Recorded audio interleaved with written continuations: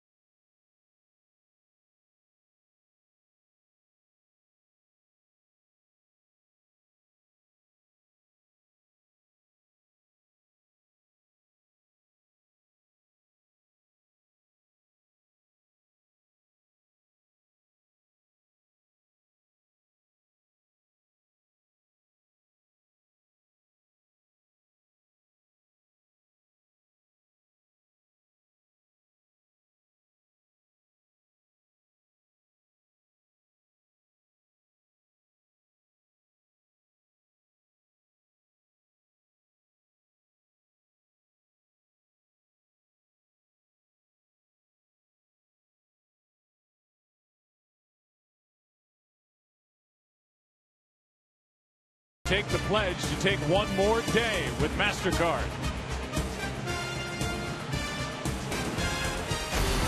Well, you don't have to be too much of a baseball historian to know this. The Giants have taken the even years in between. The Cardinals took 2011. And these two teams know each other very well. Guys that we've seen become stars in October going at it head-to-head. It's a 54-degree night. Don't let that fool you. It's chilly here at the ballpark. And you can see the other statistics with regard to the weather. And on this crisp night in St. Louis, we'll get this NLCS started in moments. The opening pitch will be brought to you by Budweiser, the official beer of Major League Baseball. Here's to Budweiser. Here's to baseball. How about a nice long look at the starting lineup for the Giants, brought to you by Taco Bell. Sometimes you gotta live Moss. Gregor Blanco, 2 hits in the divisional series. He leads it off. Then the rookie Joe Panik bats second at second, and one of the best in the game. Buster Posey hits third. He's the catcher. Pablo Sandoval is at third base. Hunter Pence, what a player he's been for the Giants. Brandon Belt, the game-winning home run in Game 2 of the division series in D.C. Then Brandon Crawford, Travis Ishikawa, with Michael Morse active and on the roster for the Giants, and pitching and batting night. He can hit. Madison Bumgarner and Adam Wainwright well aware of that fact. Wainwright getting set to go. He won 20 games this year, had an ERA of 2.38. He has made only one appearance since September 22nd. But as you look at the numbers, realize he was the National League Pitcher of the Month for the month of September, but did not look like that was the case when he took on the Dodgers in Game 1 of the divisional series. He did look like a front of the rotation guy the one time he took on the Giants in the 2012 NLCS Game 4. 7 innings, 1 earned run, 5 strikeouts. The Cardinals built up a 3-1 lead, but it was Barry Zito who turned that series around and helped get the Giants to the World Series, and then they took care of the Tigers in the Fall Classic. Do you guys want to talk through the defense? Yeah, I got you, Joe. No problem. Total filibuster. Yeah, you've been rolling a little bit, huh? Well, the key is they catch the ball. And the big key, again, I'm focused on the shortstop, Johnny Peralta. A lot of people have talked about how he's been able to make the adjustment back to playing shortstop on a regular basis and making the routine plays. You have to give Jose Oquendo a lot of credit for that, but I think also, Tom, the way the Cardinals play defense, they position quite well. He hasn't had to range a whole lot. Yeah, these are 2 of the top 3 defensive teams in the National League according to defensive efficiency. Real curious to see if Adam Wainwright will establish fastball cutter early in this game. That would be an indication he's feeling much better than he did in the LDS. All right, you ready, Joe? I'm ready. Let's go.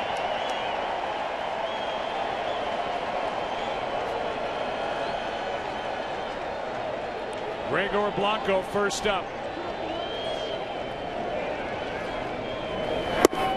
Strike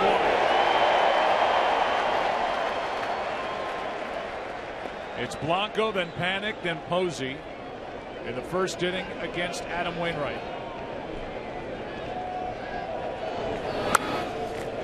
Strike 2. Whip at that ball, bounced straight back. But early, you know, when Wainwright sprinted to the mound to start the game, came out aggressive with first 2 fastballs, I think he's setting the tone early, Tom. Well, I think, again, that last start, 102 pitches, only 45 fastballs and cutters. Normally, he should throw about 70. 2 fastballs to start. And now that one with a wrinkle in it to keep it 0-2. For coverage of this game in Spanish, please tune to Fox Deportes.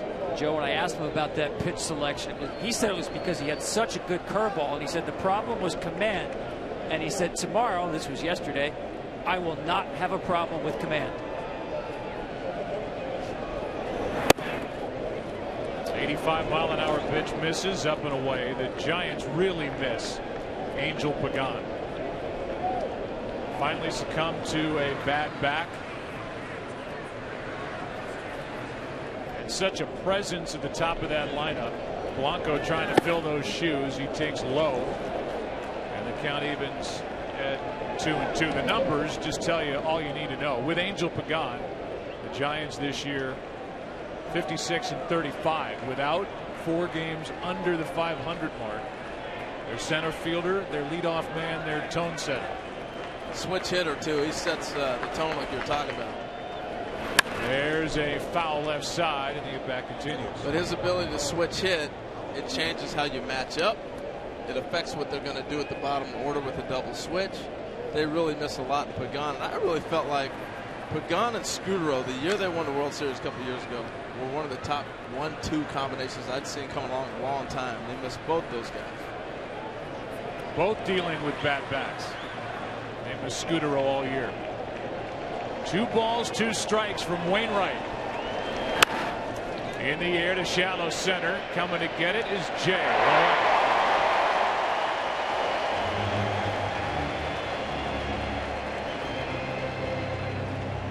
It'll bring in the rookie Joe Panic. He has been a pleasant surprise. You know, they've tried a couple different people at second base trying to replace Scudero. Talking with a few people today, the instincts are what they really like about him. He's picking up quick, first step, situations, all those things. He's really blossoming into a big leaguer in front of our eyes. 8 different second basemen this year for the Giants until they settled on the rookie, and maybe as importantly, a number 2 hitter in their lineup in Panic. Yeah, I love his approach at the plate. He hunts fastballs early in the count. 2 strikes, he hits 289. And that is very high. That's about 100 points above the league average. That's where he is right now. See where he ranks among rookies. He just came up, right time, right place, right organization, and here he is. That is caught by Peralta. 2 down. Up to get it. Timed his leap perfectly on a softly hit line drive. And that's the placement we were talking about before when we showed the defensive graphic. A lot of people raving about his defense, but you don't have to worry about it when you're positioned right. It takes 1 step and jumps. You know, that's when you're in the right area. And for Adam Wainwright, 2 really good signs early. Both outs, he got inside on the hitters with the fastball. So now Buster Posey, who was the Rookie of the Year in 2010, the MVP in 2012. He takes a ball outside from Adam Wainwright. Just 2 out of 14 in his career against Wainwright as Posey. And a 1-0. 91 from the Cardinal right-hander. 1 ball, 1 strike. He went into his bag of tricks, Harold, with the delayed delivery. He will vary the times of his delivery out of the windup just to play around with the hitter's timing. Yeah, he's one of the fun guys you got to watch. He'll double pump, he'll bring the ball to his waist, he'll go over his head, and do all kinds of different things. Breaking ball misses. Ball 2, 2-1.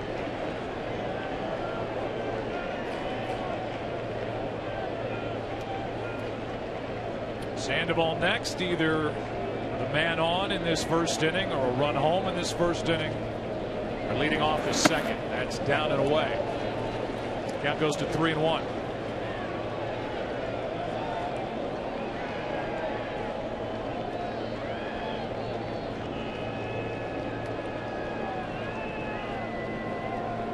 With 2 out, nobody on, a pop-up right side. Wong, the rookie, is there, and Adam Wainwright has a perfect first inning. Now it's Madison Bumgarner's turn. After a half in game 1, no score.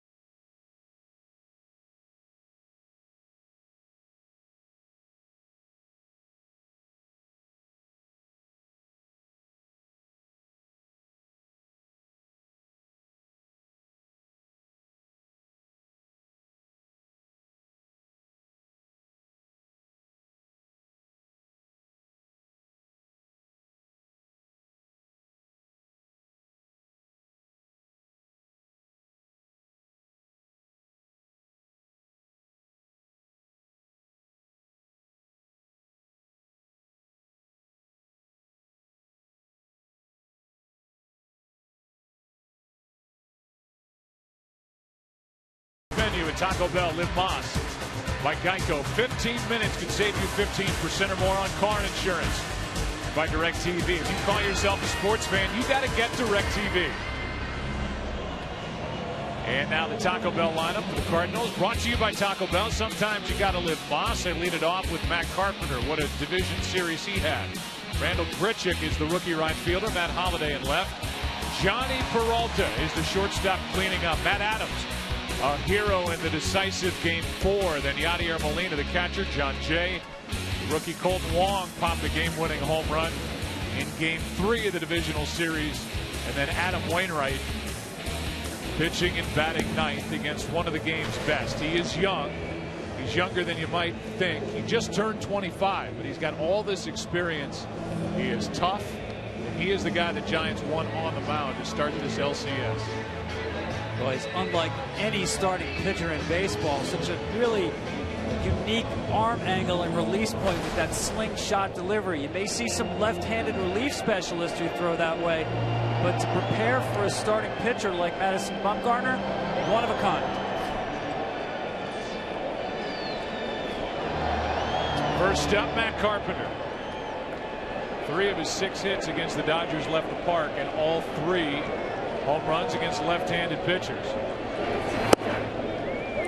Away for ball 1.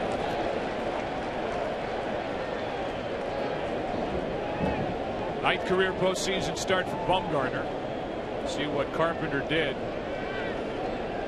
He became the 3rd left-handed hitter in postseason history to hit home run on 3 different left-handers in the same series. It's a strike, and the count evens at a ball and a strike. He's so patient at the plate. He's not going to rush. He's going to let the situation dictate what he does. He's seen 2 fastballs now. And with this delivery from Bumgarner, it takes a little bit to read it because he kind of delays and it jumps on you. So you got to see it, particularly as a left-hander.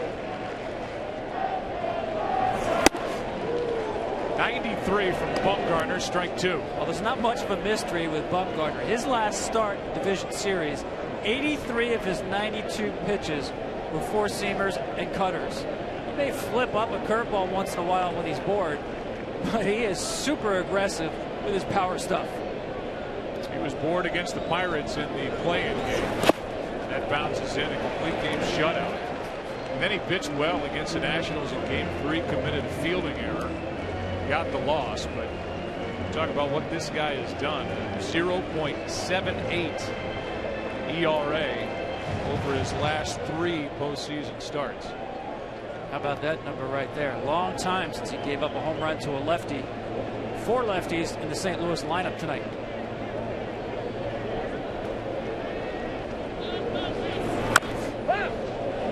Still 2-2. Home plate umpire tonight is Phil Cuzzy. And it's Bill Welke, Jerry Davis, who's the crew chief. Mark Carlson is in third base, Greg Gibson down the left field line, and Bill Miller in right. Paul Emmel is the replay umpire in New York. He will join this crew after Game 2. We're all out in San Francisco. Here's a 2-2 pitch. Carpenter leading off. Lines one into right center. Over to cut it off is Hunter Pence, and Carpenter on with another hit against a left-handed pitcher. It's about the approach. You know, get a chance to see pitches. It pays for some guys it does not. You can see here where this ball's going to be right in the middle of the plate. He drives it out to right center field. Hunter Pence cuts it off, but I think the ability to see a few different pitches on this at bat helped him. Doesn't work for everybody, but it works for him. Now Grichuk, who was one of 11 different guys Mike Matheny put in the number 2 spot in his lineup this year as the Cardinals tried to replace the departed Carlos Beltran, who signed a free agent deal with the Yankees. They have settled on the rookie here in the postseason. Ball 1 inside. You will see a lot of fastballs and cutters in on the hands of right-handed hitters. Most pitchers favor glove side or arm side, and for Bumgarner, naturally throws the ball to his glove side, in on right-handers, away from left-handers. That's hit in the air to left. Should be easy for Ishikawa. It is 1 on, 1 out.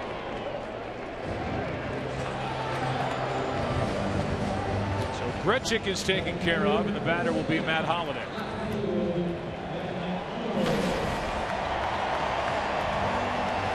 Had a good second half. His power came back, ended up with 20 home runs. He was 8th in the National League with his 90 RBIs, drove home 3, but maybe more importantly for St. Louis, started each 7th inning rally against Clayton Kershaw with a base hit in game 1 and then again in game 4.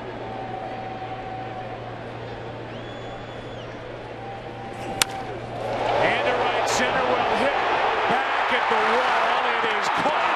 Carpenter all the way around the bag. A race back to first, and he's there with 2 out. That's what the cold weather does right there. Carpenter's played how many games? A ton in this ballpark. Even the last series. That ball's in the seats a couple days ago. 54 degrees. This ball gets knocked down. You can look at the path that Blanco took to go get this ball. Off the bat from up here, it looks like it's gone. Carpenter's thinking, Gapper for sure, I'm scoring. He realizes, hold on, they might catch this. I got to get back. It's going to take a perfect throw to get him. That's great base running. But the weather, this is perfect. Extension, he's on the ball. Matt Holliday said one of the things he had to do is get the ball out in front of him more. He tattooed that ball. A loud long out. And now the batter is Johnny Peralta. He hits one off the hands into left. And after a leadoff hit by Carpenter, Bumgarner retires the side after 1 in game 1. Giants and Cardinals, no score.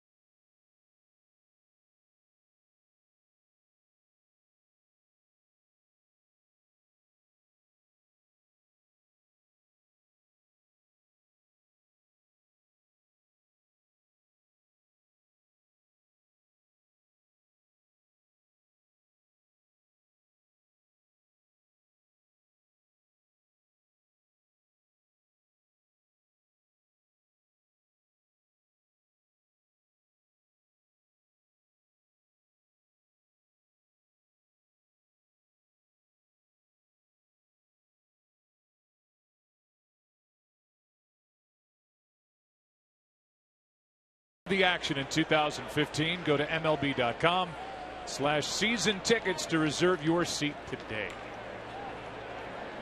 All right, everybody settled in. 1 inning in the books, no score, and here is Pablo Sandoval facing Adam Wainwright. Ball 1 up and away. It'll be Sandoval, then Hunter Pence, then Brandon Belt. against the Cardinal right-hander. Here's a 1-0. That drops a little up and away, and the count 2-0. You see that little line right there in front of Wainwright? His landing path, but he draws a line. This helps him stay anchored and centered on his target. And he didn't do this. I didn't see this the last game in L.A. There's a strike. It's 2-1. So those are the things you work on. You wonder, what do you work on in between games, in the bullpen, different things? He must have found something out mechanically and says, I'm drawing a line to make sure I stay on point. Sandoval was ready to launch into that, and the count evens 2-2. Yeah, there are times where even during a game he will change his position on the rubber. He said especially facing a hitter who has good numbers against him.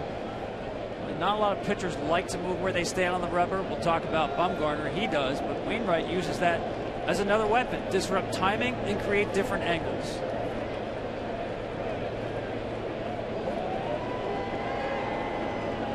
The 2-2 is slashed just foul down the left field line. Not as close as you can get, huh? Yeah, and it was in the air, the ball that he hit in game 2 of the division series against the Nationals that he squirted down the line to tie that game. And this one just fouled down the line. The guy who's a .305 career hitter against right-handers. And you can tell where Carpenter was playing. He doesn't hit many balls down that way. Still way off the line with a 2-2 pitch, and it's hammered into right, back at the wall. It is caught by Grichuk, and now it's dropped. Sandoval has got to get into second. He's there as it came out of the glove when Grichuk hit the ground. He had it and lost it. What a tremendous effort. I don't know, man. Did he have control of this and then came down, had it? I would have to replay this if I was the Cardinals. That's a catch. Then he hits the wall. Now, by rule, you have to come out and pull that ball out of the glove. But this may be something that they replay, and they might get it. Because once this ball's caught, hits the wall, hangs on to it, he's got it all the way until he hits the ground. It's starting to come out now. So I don't know. That's a tough one to call right there. Mike Matheny is out to talk to the right field umpire. Sandoval watched the ball go into the glove for a moment, then Grichuk lost it. And as I think this ball's live, and Mike Matheny is satisfied that it's the proper call by the right field umpire, Bill Miller, going to the ground. It looked like the ball started to lose control of it after he hit the wall and started to turn back away. And by rule, you have to pull it out of the glove. Remember all the problems we had at the beginning of the year with the transfer rule and bringing the ball out and all that, but that's a tough one. I don't know. I'm kind of leaning towards the other way on that. I don't know. I thought the ground couldn't cause a fumble. Sorry about that. Here is Pence with an opportunity. Here's a regular speed look at it. Full speed, no doubt. You think this is a drop. No doubt, full speed. But when we replayed it, and that's what it's about, slowing it down, I thought it was a catch. Well, move on. 0-1 the count on Pence. A chance for the Giants to jump on top. Makes you think of the ball that Hunter Pence, the guy at the plate, caught up against the wall and right at AT&T Park in that clincher game 4. That's one of the best catches I've seen in a long time. Beautiful catch in a difficult right field. Mike Matheny, without the challenge there, I got to believe he was 100% sure he would not win. Because otherwise, Joe, that is a huge swing in the game where I don't care if it's early, you make the challenge. But here's the catch by Pence. Look how far back he has to go. No regard for the wall. And he somehow manages to hang on. Brilliant. Great catch. You know, the thing is, too, we got to explain the challenge rule. Each manager has one challenge up to the 6th inning. Here's a 2-1 that skips in. Meanwhile, I'll read you the rule about a catch. It is not a catch if simultaneously or immediately following his contact with the ball he collides with a player or with a wall, or if he falls down and as a result of such collision or falling drops the ball, which is exactly what happened. Absolutely. It's right in the rule book. It's a good call by the right field umpire and a good no challenge by Mike Matheny. Now at 3-1. Pence comes up empty, a full count. Now back to the rule real quick. Each manager has an opportunity. They have one challenge in their pocket. If you miss it with that challenge, you lose that challenge, you lose it for the game. You win it, you got one more awarded to you. So he would have lost his challenge and been done for the rest of the game. Here comes a 3-2. Pence chops it foul. For those of you just joining us, we are in the second. The Royals now lead their series 2-0 as they took both games at Camden Yards as they won tonight 6-4. And look at Lorenzo Cain. Forget the offense for a second. What he's doing in the outfield has been brilliant. Tearing it up. Here's a 3-2 again. Pence takes a walk. So a double, a walk, and it's 2 on with nobody out for the Giants here in the second. You know, that play, you know, so often the umpires people are so hard and critical on umps. They know those little rules like you read off the top of their head. And that's what's so impressive is how they know all these little rules and things that may come up. You can't plan it. They have to be ready to react to everything. And I think that's one of the unique and great qualities of the umpires, to know everything going on at a second. So now with 2 on and nobody out, here's Belt. And he was ready to jump on that first pitch, strike 1. Brandon had 5 hits, but none bigger than the game-winning home run in the top of the 18th in Game 2 at Washington in the division series. His only home run, one of his 2 RBIs. Here's the 0-1. High and tight. You know, the one thing I'd worried about with Wainwright right now is he has not got a ground ball. This is a situation he's trying to get a grounder. Every ball's been in the air so far tonight.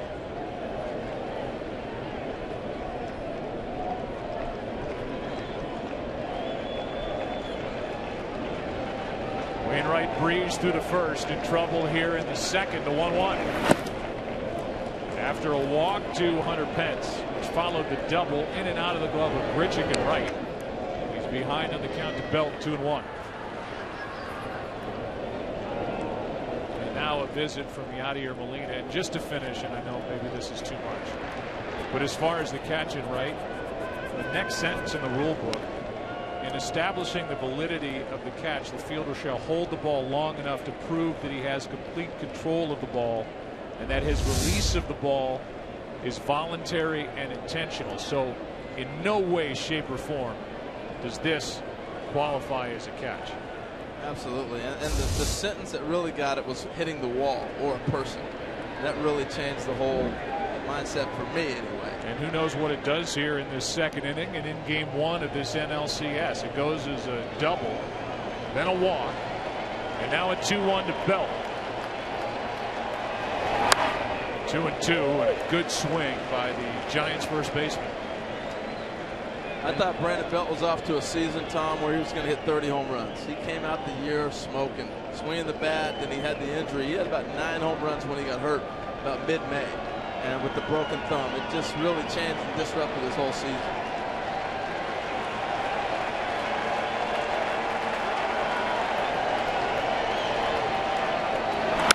That's into left center field, might drop. It is in for a hit. The bases are loaded with nobody out here in the second. A little flare off the bat of Brandon Belt, and the Giants are in a great spot here in inning number 2.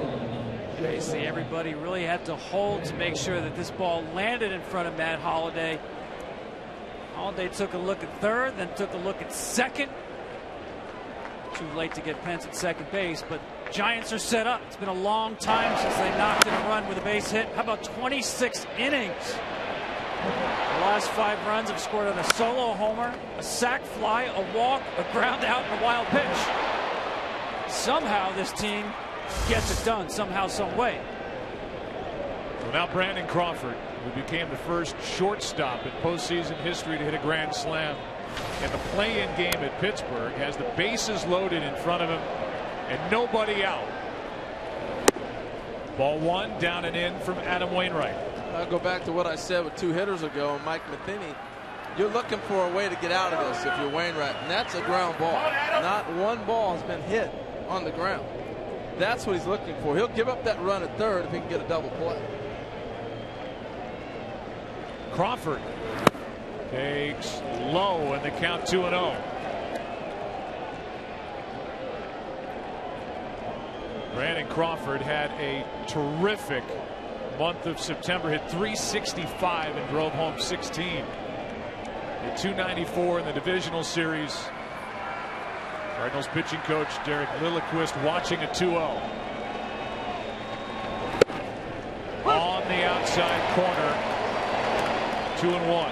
Yeah, I think Brandon Crawford's one of the emerging young stars in the game. Tremendous range defensively, but he's starting to figure out how to hit. That's not a ball you want to swing at 2-0. Little things like that got him out before.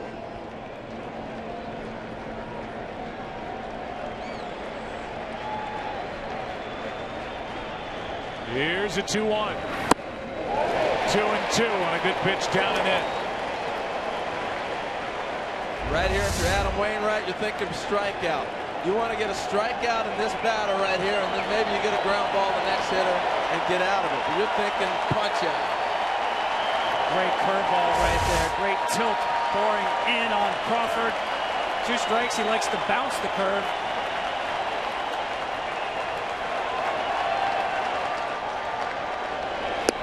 One away.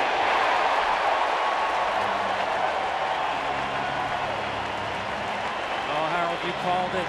On 2-0, he had the discipline to stay off the pitcher's pitch. Wound up chasing 2 curveballs that broke out of the zone. This one designed to start in the zone and finish out of the zone. Great job of execution by Wainwright. Joe, there is an art form to winning games. And Adam Wainwright understands that. He's taking this situation one hitter at a time. And now he's seeking and hunting for that double play. Well, he's got Travis Ishikawa standing in his way. Second tour with the Giants. Started the year with the Pirates. Bases loaded, 1 away. And a little flare into left. That ball might drop. It is down for a hit. 1 run scores. Pence is going to hold at third. And the Giants lead 1-0 on a single by Travis Ishikawa. Just fought him off, got a fastball in, was able to shoot it just far enough beyond Carpenter's reach. I was watching Carpenter go back after this ball. He gets to a point where he's thinking about diving. He's right there ready to dive, and it just wasn't in a position he thought he was going to get to it on. Somehow, some way, it's the Giants in October. As you said, he gets jammed on the fastball. Just finds grass in fair territory. So the frustration for Carpenter, the run for the Giants, and now it's Madison Bumgarner, who hit 2 grand slams this year. 2 of his 4 home runs were grand slams, helping him drive home 15 runs. This is the best hitting pitcher in the game now. At 258, throws left, bats right. 0-1 pitch. Nasty pitch from Wainwright, strike 2.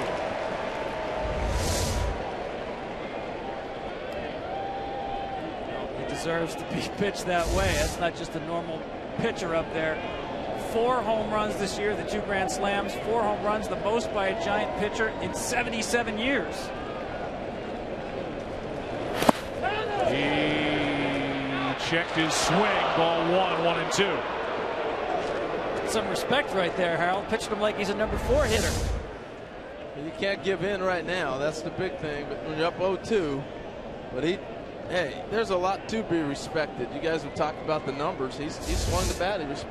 He deserves that respect.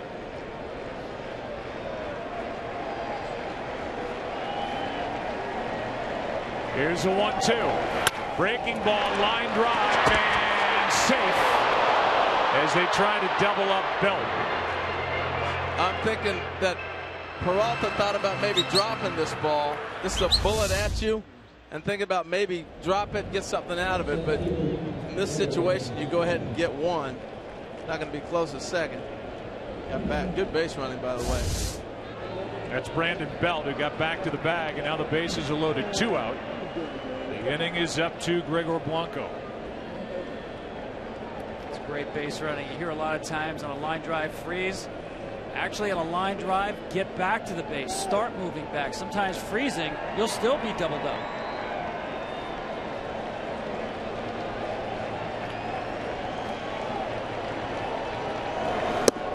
That's ball one upstairs. Blanco now 2 out of 23 this postseason. The runners, Pence, Belt, and Ishikawa, who has the RBI hit.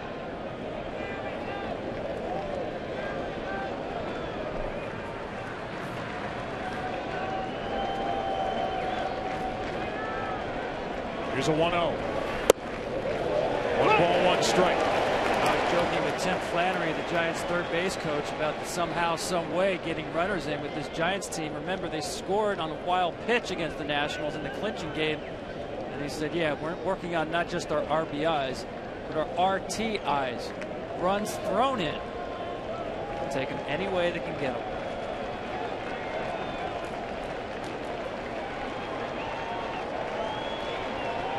You got to feel like it's like 7-0 if you're the Cardinals. It's only 1-0. Seems like they've scored so many more runs. The only RBI on that flare hit to left by Ishikawa. It's up to Blanco.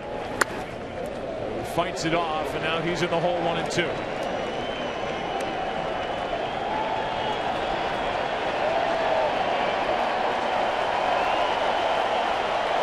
All the trouble. It looks like he's got good stuff.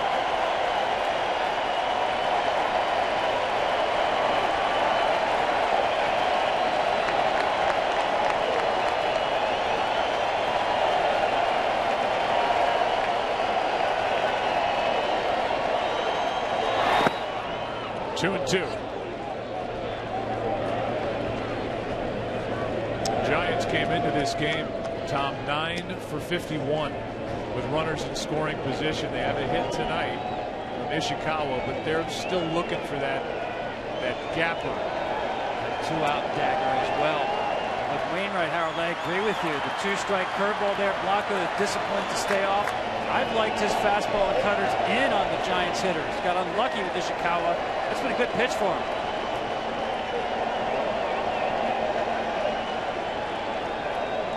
And now Molina out to chat with Adam Wainwright for more on the Cardinal right-hander. Down to the field level and Kenny Rosenthal.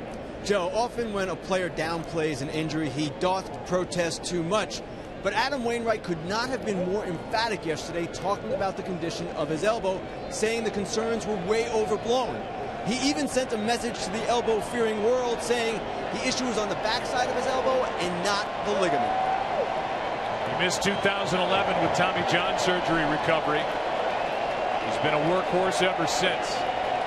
It's 2-2. A full count, and the runners will go. I thought that was an interesting conversation with him and Yachty, because the game could get out of reach right now with Bumgarner pitching against him. He wanted to go in with that last pitch, this location.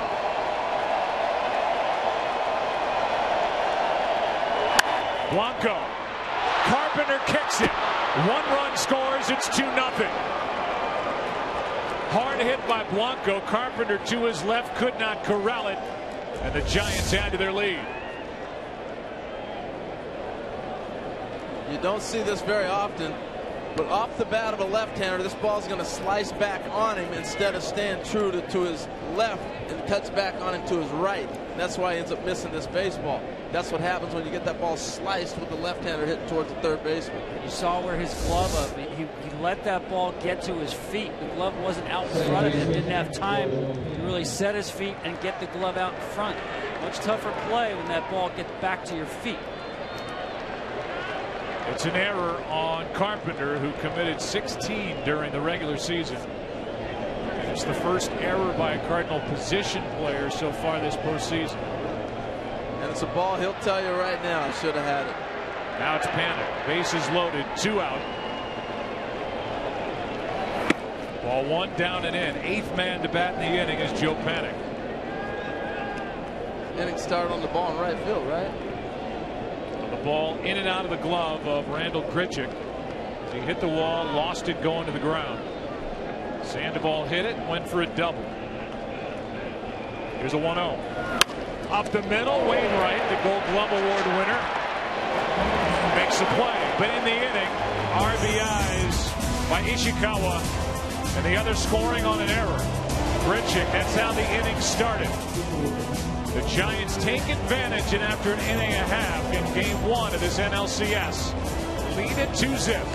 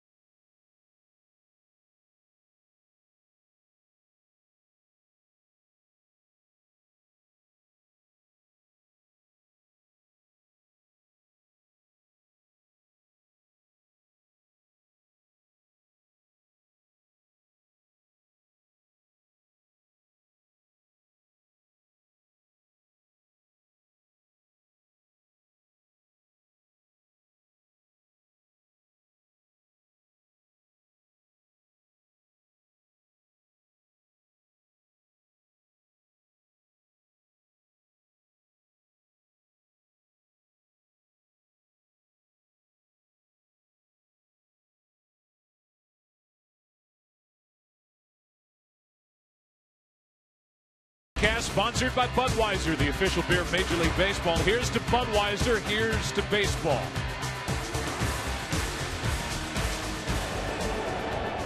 For the Cardinals, it'll be Matt Adams, Yadier Molina, John Jay against Madison Bumgarner, who allowed a leadoff hit in the first and took care of Grichuk, Holiday, and Johnny Peralta. Strike one, 2-0. Giants lead with an RBI by Ishikawa and a run scoring on an error. Here's the 0-1. Little high heat at 93 from Bumgarner. Strike two.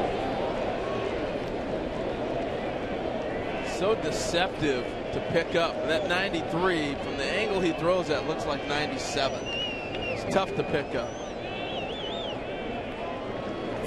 That's right down the middle. Struck him out. One away. And now for a game break. Check in with Greg Wolf. Greg? Joe, thanks. Let's go to Camden Yards. Game 2 of the ALCS. Greg Holland in to close things out for the Royals. He gets Steve Pearce to end it. Royals win 6-4. They take the first two games in Baltimore. They lead the ALCS 2-0. Game 3 is Monday in Kansas City. Joe, back to you. Greg, thank you. So much to talk about in that series as a strike is into Yadier Molina. What is on display and what was on display in the divisional series we covered between the Dodgers and the Cardinals is the work out of the bullpen. The Kansas City Royals can just mow you down coming out of the bullpen, and they've done it this entire postseason. Something's going on over there, Joe. Kansas City Royals, like the Cardinals, the fewest home runs in their league. They're winning games with home runs. They've hit four, I think it's 4 extra inning home runs just in this postseason. Brandon Belt's home run for the Giants, one of only 3 in Giants history extra innings postseason. Here's a 1-1 to Molina with one out. That's outside.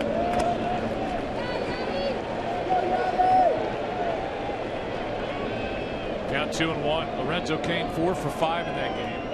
Moustakas a home run for his 3rd straight game and his 4th of the postseason. A team that hit less than 100 during the regular year as the count goes to 2-2. An amazing role. You know, it's a throwback too. They're using athleticism, speed on the bases, running balls down the outfield. The outfield defense has been incredible, crazy.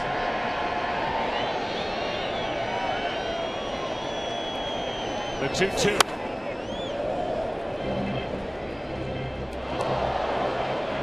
Here you go. You've got the Royals, who hit the fewest home runs in baseball. They've hit 8 in this postseason. The Cardinals hit the fewest home runs in the National League, and they've hit 7 so far.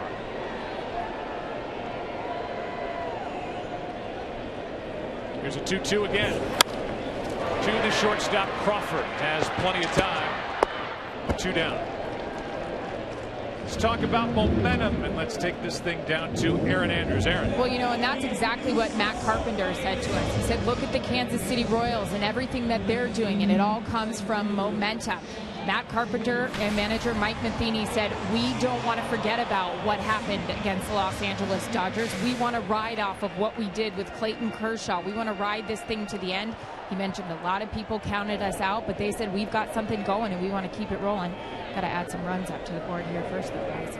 Aaron, thanks. With 2 out, nobody on. Here's John Jay, and there's a ball outside. But in baseball, it's different than all other sports because the momentum is only as good, as they say, as the next day's starter. And the Cardinals are dealing with one of the best in the game at 25 years old.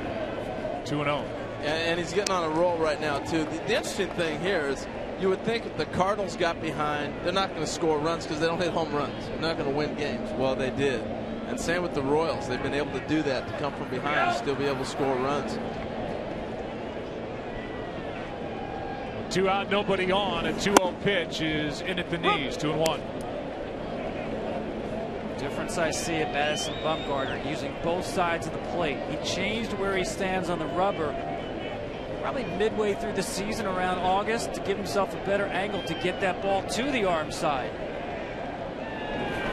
That's foul. And John Jay, sorry about that, Joe. John Jay's got good numbers off him, 6 for 14, because he likes the ball away. We know he's such a good hitter against left-handed pitching. Tonight you see Bumgarner using both sides of the plate against right-handers and left-handers. So the stats to back up what Tom's talking about. With 2 out, nobody on. Here comes a 2-2 from Bumgarner.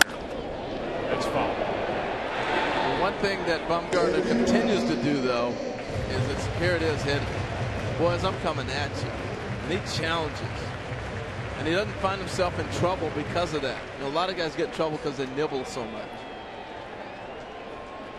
Well, he proved as a kid he's not scared. Coming up at the age of 20. Pitching in the postseason at 21. No swing by Jay, and the count is full. Was a World Series Game 4 winner at the age of 21, Madison Bumgarner, and now he just turned 25 as Jay came close. Well, how about hitting Yasiel Puig with the slider and then saying, you want some? You want some?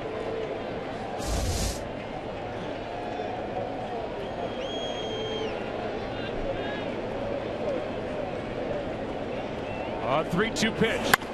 Base hit left field. John Jay is on with 2 out. And there's that stroke into left. That's why it's a good matchup for Jay. I know Bumgarner's so tough on left-handers, but he likes to run that ball away right into the wheelhouse of John Jay. Really have to get Jay out, force him to try to pull the baseball. Even that one stays inside the baseball. Terrific swing. You know what I like is they're playing 4 left-handers against him. And look, put your best players out there and go get them. I'm so tired of the matchups and we're going to platoon and all these other things. Look, they've been hitting left-handers their whole lives. They hit left-handers in the division series. This is one of them, Colton Wong, who had a game-winning home run in Game 3. Tried to jump on that pitch, came up empty, strike 1. Yeah, he threw a little bit of a cutter on him right there. He's looking for that same fastball he was challenging everybody with. Watch this, the last second, that ball cuts and runs away from him. If it's the straight four-seamer, he's on it. I love this kid. First time he's seen Bumgarner, he's not going to look at anything. He's swinging the first thing he sees. Got great bat speed. As he fouls it away now in the hole 0-2. It was against the left-hander Albert.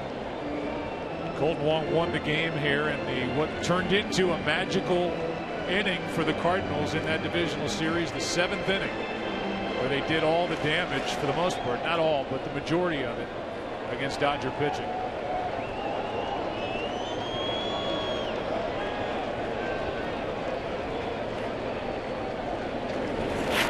A strikeout ends the inning. 2 in the frame for Bumgarner. We're going to talk to Jake Peavy the next half inning. Who's coming up? Former MVP Buster Posey. As he goes, so go the Giants. 2 up for San Francisco, leading 2-0.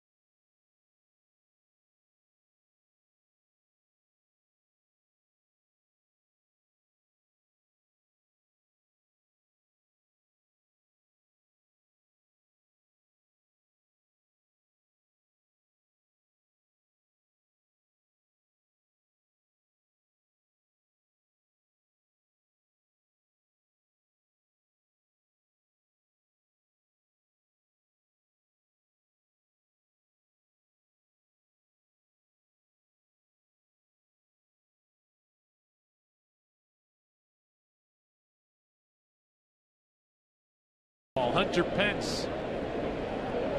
3 scheduled hitters against Adam Wainwright. Breaking ball is a bit high. Ball 1. We are. I'm not going to introduce him right now because Macheska, our producer, is telling me to wait. We're fortunate to have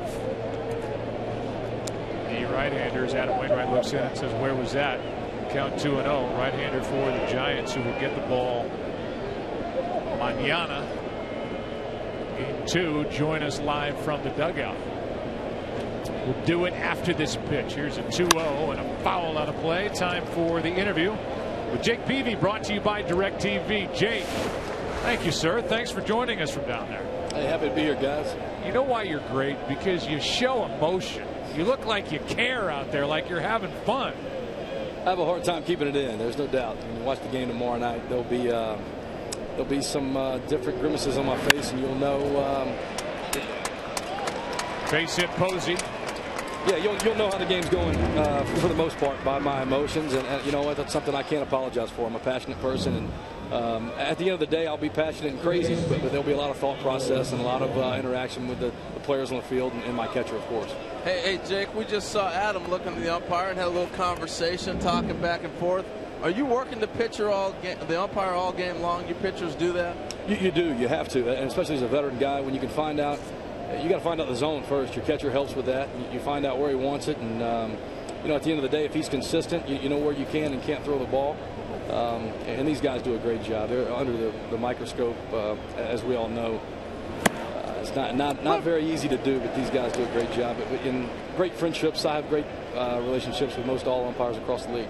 So a base hit by Posey. The batter is Sandoval. We're talking with Jake Peavy, who gets the ball tomorrow night against Lance Lynn in Game 2. Giants lead here 2-0. Sandoval with a double in and out of the glove of Grichuk and right. Now this one is hit in front of Grichuk and right. 2 on, nobody out. And Jake Peavy, your Giants pick up right where they left off. There's so much to talk about with you. First of all, what clicked for you personally on the mound after the trade for the Boston Red Sox? Because you look like a completely different pitcher in a Giants uniform. Yeah, I appreciate that. You know, just being in the right spot, right time. Had some mechanical stuff that we did, but very little. Had great coaches in Boston, great coaches here as well. Just got in a good place where, you know, I was really wanted. This team needed a boost, and back with Boch and Flan and these guys believe in me in a special way. So it gives me all the confidence in the world to go out and be the guy we all want to be. Well, Jake Boch told us he thought your stuff was good in Boston. The numbers didn't reflect what it was, but has your stuff played up since the trade here in San Francisco? You know, I think I've just been more consistent. Been able to duplicate my motion and really just stay true the whole game long. I would have, you know, periods of time in Boston, 3-4 innings where things would be together, and then I'd get off track, had a hard time, you know, in maybe an inning or so there. But just been more consistent here. Been able to pitch deep in some ball games, and it's been fun to be a part of this great bunch of guys, great city. Can't say enough good things about San Francisco. 2 on, nobody out, 0-2 the count on Hunter Pence, and here's one up the middle, slowed down, drop out at second. Wong was thinking about turning 2 before he got 1, and his first and third 1 out. Wainwright slowed it down just enough, it looked like, as this ball, and it hit off the left wrist of Wainwright. Right to Wong, and he took his eye off. Yeah, a lot of times when that ball kicks off somebody, or the pitcher in this case, you try to speed up your actions. Instead, I don't think you realize he's right at the bag. It's going to be a routine double play if you just catch it. Get in a hurry. Remember the old basic. Get 1 before you get 2. Yeah, he's got to make that play. That's an extra out right there. Not an error, but an out lost. So it's 1, 4, 6 on the force out at second base. And now it's Belt with first and third 1 out. And Jake Peavy in the dugout. You mentioned it briefly. This is a fun team, Jake, to be a part of, isn't it? It is. This bunch is it's got all different kind of characters. You know, you got Pablo Sandoval and Buster Posey, just guys who just started this inning. Completely different personality guys, but at the end of the day, champions, both of them, a few times over. Here's one down the right field line, but foul off the bat of Brandon Belt. You guys have been involved in some crazy games already this postseason. We have, you know, going into Pittsburgh and doing what Matt did there. Madison Bumgarner, what a great job, and Brandon Crawford, big home run. That gave us all the confidence in the world that we could play with these clubs in the postseason, and we played really well against a great Washington ball club, and trying to do the same here. We got our work cut out for us. We all know how good the St. Louis Cardinals are. Well, you know something about characters from that team that you came from. What's the similarities that you see? You know, the similarities are the way these guys approach the game and approach coming to work. You know, when these guys come in to start their day, we punch a clock. We go to work, and these boys tote their lunch pail and their thermoses with blue-collar bunch that's going to scrap and claw and fight and take pride in trying to do the little things that make the difference in these big games. I got a question for you mechanically. You played with Bochy 5 years in San Diego when you were a little younger then. What did he see maybe from then to now that you might have been able to apply to this run you're on right now? Yeah, you know, another thing too, Boch knowing me, and Righetti and Gardy, the bullpen coach as well. These guys saw me a lot when I was in San Diego, so they had some really good insight. Have some close pitches here, but yeah, no, Boch and those guys have just... I saw your face on that. Spoken like a pitcher. What would you be saying right now? You know what? I'm gonna need that one tomorrow night. We promise not to lip read tomorrow, Jake. No, that's okay. We'll. It'll be, you know, I tell everybody too, you'll see me running my mouth in my emotions, but I do try to be the best role model. I got some little boys that are constantly watching, as we know. We're role models, and everybody watches Fox, don't they? So the world's watching. Got to be a good role model tomorrow. So read my lips, and I'll do my best to be PG-13 always. I need that pitch tomorrow. That told us everything we need to know right there. 1-2 the count on Brandon Belt. Runners at the corners. Crowd tries to get back into it. 1 out. The Giants leading 2-0 here in the top of the third.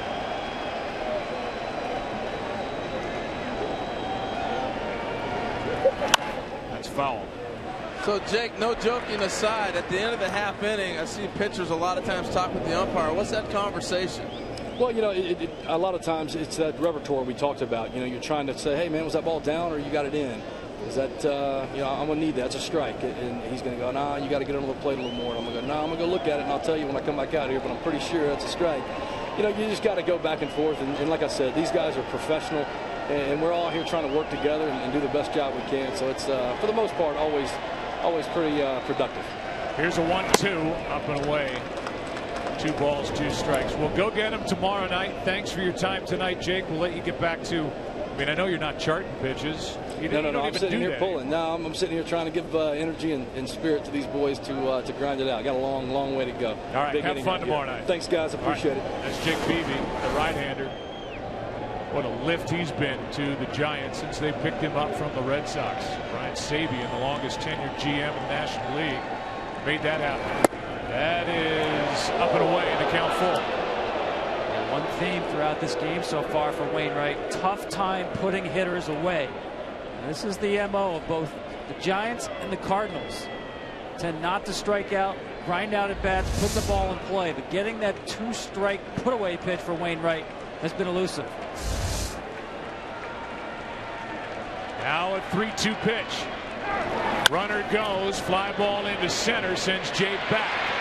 Tagging is the lead runner. Here comes Buster Posey. No chance. 3-0 Giants on top. And the failure to turn the double play by the Cardinal middle infielders, in particular the rookie Wong, leads to the sac fly and another run on the board for San Francisco.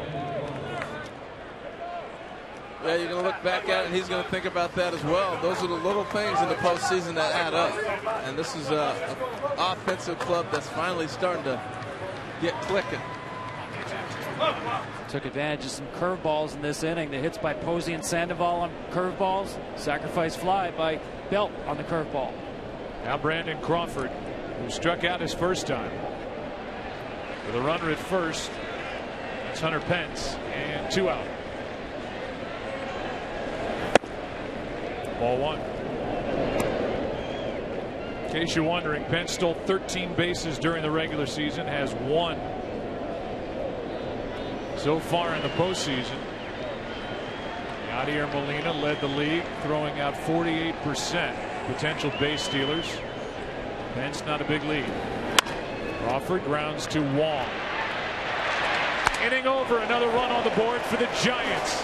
Hits by Posey and Sandoval started at sac fly for Belt. 3-0 San Francisco on top in the third.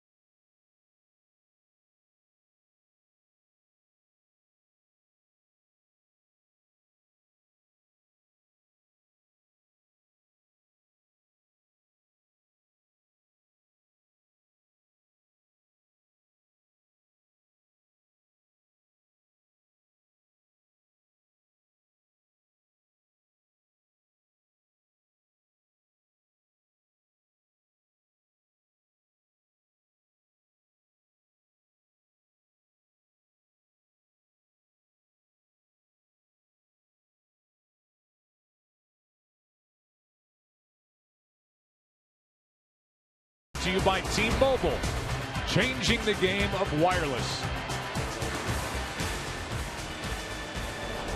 Here's Adam Wainwright. Adam so far has allowed 3 runs on 5 hits. That's in at the knees from Bumgarner. Strike 1. Trying to get on in front of Carpenter and Grichuk in a 3-0 game.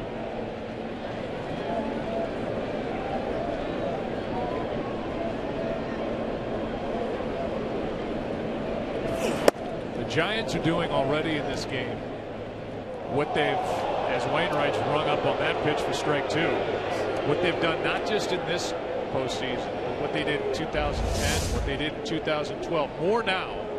But if you give this Giants team a crack, they will completely run with it and score runs. They're tough enough as it is, but as you said, you see the swing and the miss. You give them anything. How about this? They're 12-0 when you give them an unearned run in the postseason under Bruce Bochy. And here's one that's not an error, and it won't be scored an unearned run, but that's really a double play that needs to be made, which would have taken the sacrifice fly out of order. The earlier error by Carpenter. Defense letting down Adam Wainwright. And that is not a happy dugout. It's Yadier Molina, who is the leader down in that dugout. Man at the plate with the error on a ball hit by Blanco, which made it 2-0 in the second. Then no double play in the top of this 3rd inning, and the sac fly followed. First pitch a strike to Carpenter from Bumgarner. No nonsense. 4 straight strikes. Here it is. Hit it. How often do we see pitchers give a little crack after the team gets some runs for you? Let them back in it. That's in for strike 2. Not here. You thought he was in attack mode to start the game. You give him a 3-run lead. I think he double parked his car and left the engine running. Nice breaking ball. I'll give you one more number about this opportunistic Giants team. When they get more than 2 runs under Bruce Bochy in the postseason, 21-3. Doesn't take much to give this team a crack that they take advantage of. But that goes back to their good starting pitching and their mix and match bullpen that I think Bruce Bochy handles as well as, or maybe better than, any other manager in the game. Totally agree. He's got a lot of pieces to choose from. Seems to make the right choice all the time. Here's a 1-2. Hard hit, but right at Belt. He's going to race to the bag. 2 down. Well, tomorrow on Fox Sports 1 at 7:30 Eastern, 4:30 Pacific, it's Game 2 of this NLCS from St. Louis. Then Monday, the ALCS will go to the other side of the state here in Missouri as the Orioles take on the Royals in Game 3 from Kauffman Stadium in Kansas City. The game will be seen at 8 Eastern, 5 Pacific on TBS. I'd have to say I'm a little surprised that that series is 2-0 Royals. I don't know if anything the Royals are going to do now or from here on out should surprise anybody. The way they came back against the A's in that play-in game against John Lester in particular, they got off the mat. They looked dead to the world, and here they are up 2-0, 2 wins away from the World Series. Here's a 1-0 to Grichuk. Hard hit, foul. Something to be said about playing continually. You know, you look at the Giants, they had to play all the way through, every game counting. When the Cardinals went on that run to win the World Series, remember that year they had to win all those games and just got on the roll. 2011. I said no, Joe. 1 ball, 1 strike with 2 out and nobody on.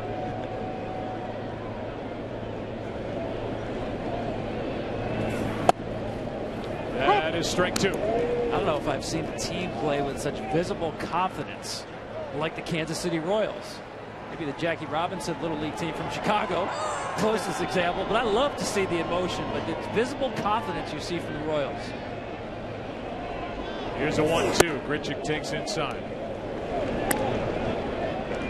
Tom, you nailed it earlier with Bumgarner. We've watched him bust guys in. Just in this at bat alone, Grichuk pull the ball foul in, then a slider, breaking ball on the corner away. He's moving it in and out. Tough challenge right now tonight for the Cards. Career high 18 wins during the regular season. His 2-2 pitch. He's a handful tonight as Grichuk strikes out, and the inning is over. That's strikeout number 4 for the Giant left-hander. Let's go to inning number 4 in game number 1. San Francisco up 3-0.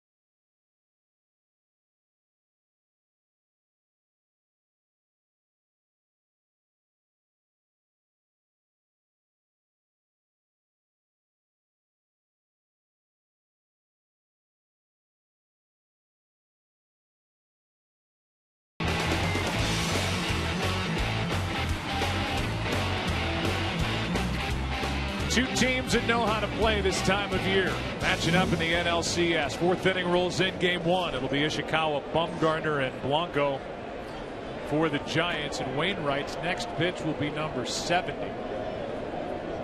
So the Giants have made him work. The defense behind him has made him work.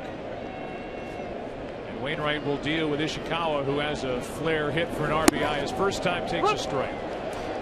Yeah, and I think Matheny's done a nice job. We haven't seen anybody up in the bullpen. It's game 1, and they feel like this might be a 7-game series. Now, there's Michael Walker, there's other people out there, but you got to stretch Adam Wainwright a little bit if you want to be competitive in this 7-game series. You can't blow it out right now, and in game 1 to try to think this is going to make a difference moving forward. Here's the 0-2. Lined into left center field. This ball's going to get down. Holiday cuts it off. Ishikawa is going to hold it first with a leadoff single. And Travis Ishikawa, with Michael Morse active and on this roster, is trying to hang on to that starting left field spot. He's 2 for 2. They've done a nice job of making sure he gets the ball up. You know, I talked earlier about every ball had been hit in the air. Then we saw the grounder to Carpenter that he missed, and the ground ball to Colton Wong. But other than that, everything's been in the air.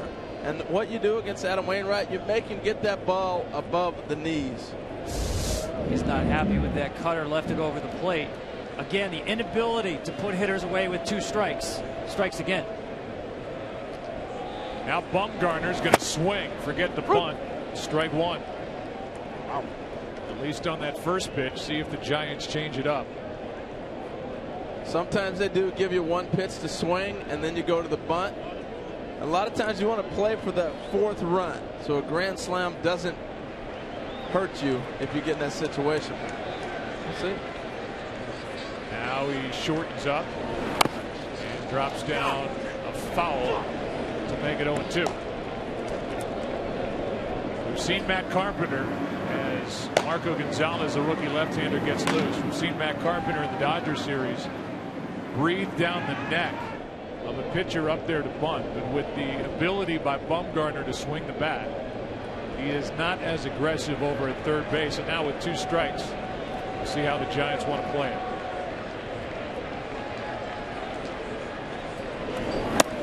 Outside, ball 1.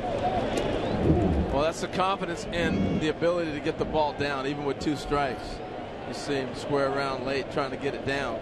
That might have been on his own. You heard him screaming after he fouled the ball off. And a lot of times a player will take it on his own initiative to say, I should have got that ball down. I can still get that ball down. Squares early. Breaking ball misses low, and the count evens 2-2. Now, a lot of people think the hardest ball to bunt is a fastball that's up, and that's probably so. But the next, I think, most difficult is a curveball, because you're anticipating the ball to be straight, and then you got a little wrinkle and you're trying to chase it. That's why guys will foul it off with 2 strikes. That's why you've seen so many breaking balls back and forth. Here is a strikeout on a foul tip, 1 away. Second strikeout for Adam Wainwright. Tonight's telecast sponsored by Dodge Dart. Don't touch it. And by T-Mobile. Joe, that was the 25th pitch that Wainwright has thrown in a 2-strike count. He's got 1 swing and miss. Obviously, that will go in the books as a strikeout on the failed bunt attempt, but it's been very difficult for him to get strike 3 on these Giants hitters. Again, that's the experience of a veteran pitcher. A high pitch that's going to be hard to get down, and a breaking ball. So he's looking for a pop-up or a foul tip like he got. Here's a ball inside to Gregor Blanco, who plated a run with a ball that he hit to the third baseman, Matt Carpenter. He went for an error. Rather hard hit. Still 2 for 24 so far this postseason. Strike 1. Giants won 88 games during the regular season. They finished 6 behind the Dodgers in the West, but 6 up. And tied with Pittsburgh, 2 wild card teams. Milwaukee the closest to him. There's a guy who I think will end up in the Hall of Fame as a manager, Bruce Bochy. I totally agree. There is no doubt. Here's a 1-1. You talk about no-brainers. What he's been able to do with 2 different organizations and make them competitive and get to the World Series and win, I think he's so overlooked. At the time that he was in, when you're talking about La Russa and Bobby Cox and all the other guys, Joe Torre, yeah, who all went in, but he's been competing against those men all the time. Here's a 2-1. That is a fair ball and no throw down to second. So 2 out in the inning, and Matt Adams almost looked like he was surprised this ball was called fair. Yeah, it looks like it's called fair by Bill Welke, first base umpire, even though it didn't get to the base when he made the call. I think it's the way he played it, it's going to be a fair ball. You see where he's at? That ball's inside the line.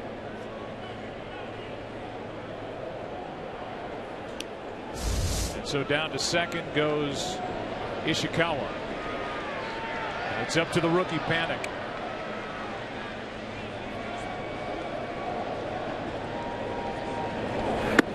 Breaking ball, low, ball 1. Giants started the year trying to force Brandon Hicks in at second base, and Dan Uggla even there for a short while, trying to fill in for the injured Marco Scutaro. Such a big part of it all 2 years ago when the Giants won it all. That's strike 1. Then the rookie came up mid-season and he ended up hitting 300, 305 to be exact. He's 0 for 2 tonight. You hadn't seen a curveball like this. Pretty tough. jumped in and really done a terrific job for the Giants. So I forgot Uggla was there. Here's a 1-1.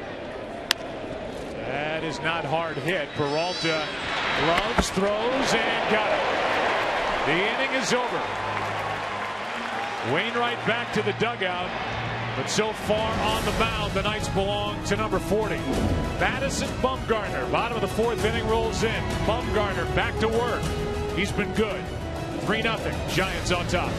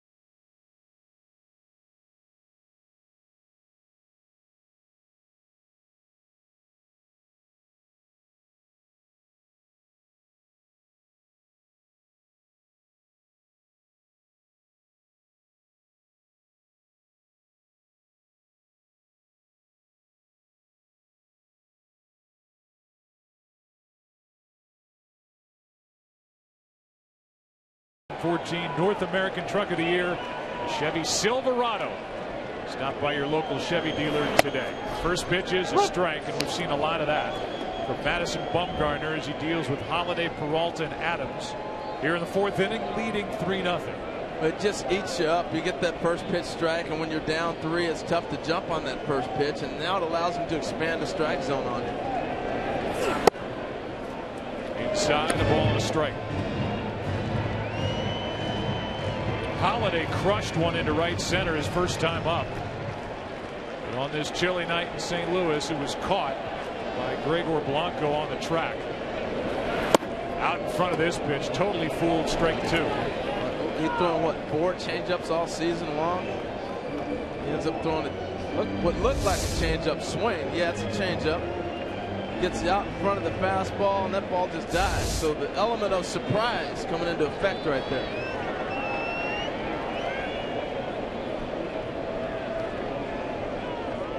I think he's mixed in the curveball more. Remember his last start, 90% of his pitches, fastballs and cutters. Much more variety tonight. That's fouled back. We had a chance to visit with Mike Matheny, the Cardinal manager. We'll play that after Holiday does something. Here to start the bottom of the 4th inning. The obvious first question was about Adam Wainwright and what he's seeing so far from his veteran right hand. We'll give you that after this at bat. 1 ball, 2 strikes.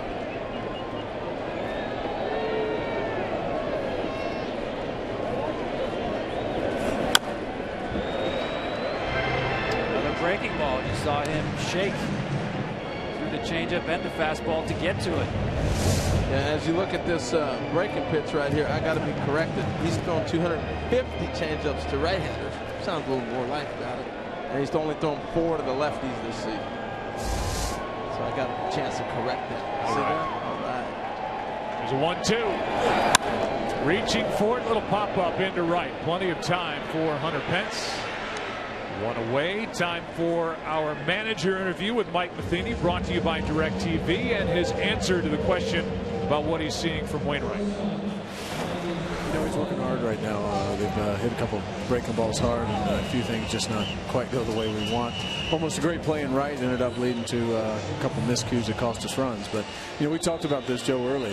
It's going to kind of be the team that plays clean and doesn't make mistakes, and we've had a couple not go our way. Yeah, and so since we're here in Game 1, that's really what you two look at manager-wise. You and Bruce Bochy, you have very similar teams. Both of your clubs take advantage of opportunities. Yeah, I think we both have scrappy teams that just stay in there and fight. But you know, we're going to have to do little things right. Little things are making the plays and making pitches in tough situations, and hopefully you get that big hit. And we haven't been able to get that yet, but this is a team that just thrives on trying to make that happen as we go. Yeah, that's the last question. You did it against Kershaw a couple of times. Now you deal with another left-hander. There's recent history to suggest your guys aren't going to roll over. No, I don't believe we will. We haven't really all season, but there's nothing wrong with jumping out to a lead either. But this is the team we've been all year, and I don't know why we'd expect to be any different. All right, Mike, thanks. All right, guys. 3rd year as a manager in the big leagues, his 3rd NLCS. 2nd time against the Giants. Here's a 2-0. 2-1, and that foul tip caught part of Buster Posey. Well, jumping out to a lead doesn't hurt. You know what I liked about that is his natural reaction to it. He's got his game face on, but he's also saying, he's telling a little bit of a joke in there. You know, it's kind of fun. He's enjoying the game. Well, this Cardinal team, like the Giants team, they proved it against the Dodgers and Clayton Kershaw. They'll keep coming at you, make you earn a win. That's inside. The count goes to 3-1. This guy on the mound has a different postseason resume than Clayton Kershaw. 22 in the 3rd, consecutive scoreless innings on the road in the postseason. That's just 2 outs away from the all-time record.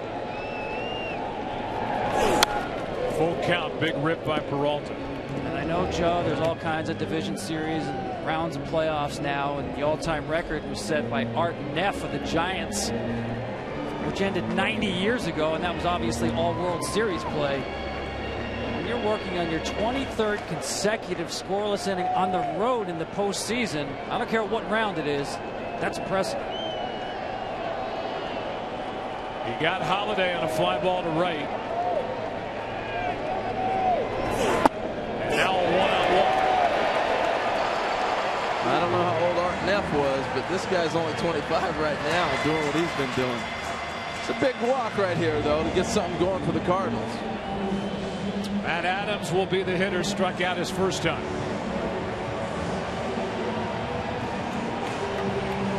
He just blew away Matt Adams the first at bat. Just here it is, fastball, I dare you to hit it. So we'll see if he's made any adjustment on him as well. Be aggressive, look for that fastball to challenge him. I agree. It looked like he wasn't picking up the ball well at all. Looking at the called 3rd strike, hit it right down the middle. Remember, Adams, a guy who hit only 190 during the regular season against left-handed pitching. Well, he was looking at first base during that entire delivery to the plate. That's ball 1 outside. Yeah, that, and look at the defense. You know, look how deep the second baseman's playing. They're playing according to the speed of Adams and the situation of the game. You can still turn a double play on him if it's hit hard, but they're playing outs at a time right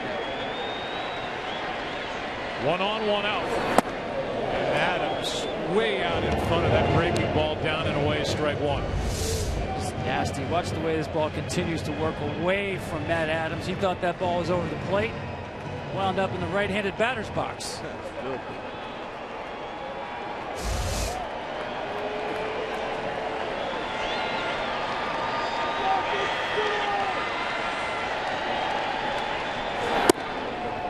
Too far outside, 2-1.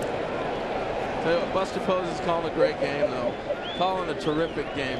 That was a great attack right there. You threw the slider before it ran from the lefty. Then you go back out with something a little firmer, a straight, hard fastball right on the black, see if he'll chase it. It's great.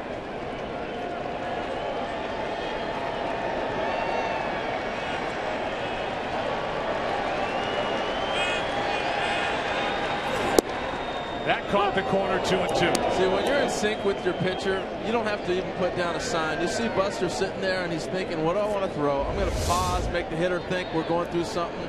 Different sequence. He puts down one sign, boom, here comes the pitch. So it's the rhythm of the cadence as well. He's doing a terrific job.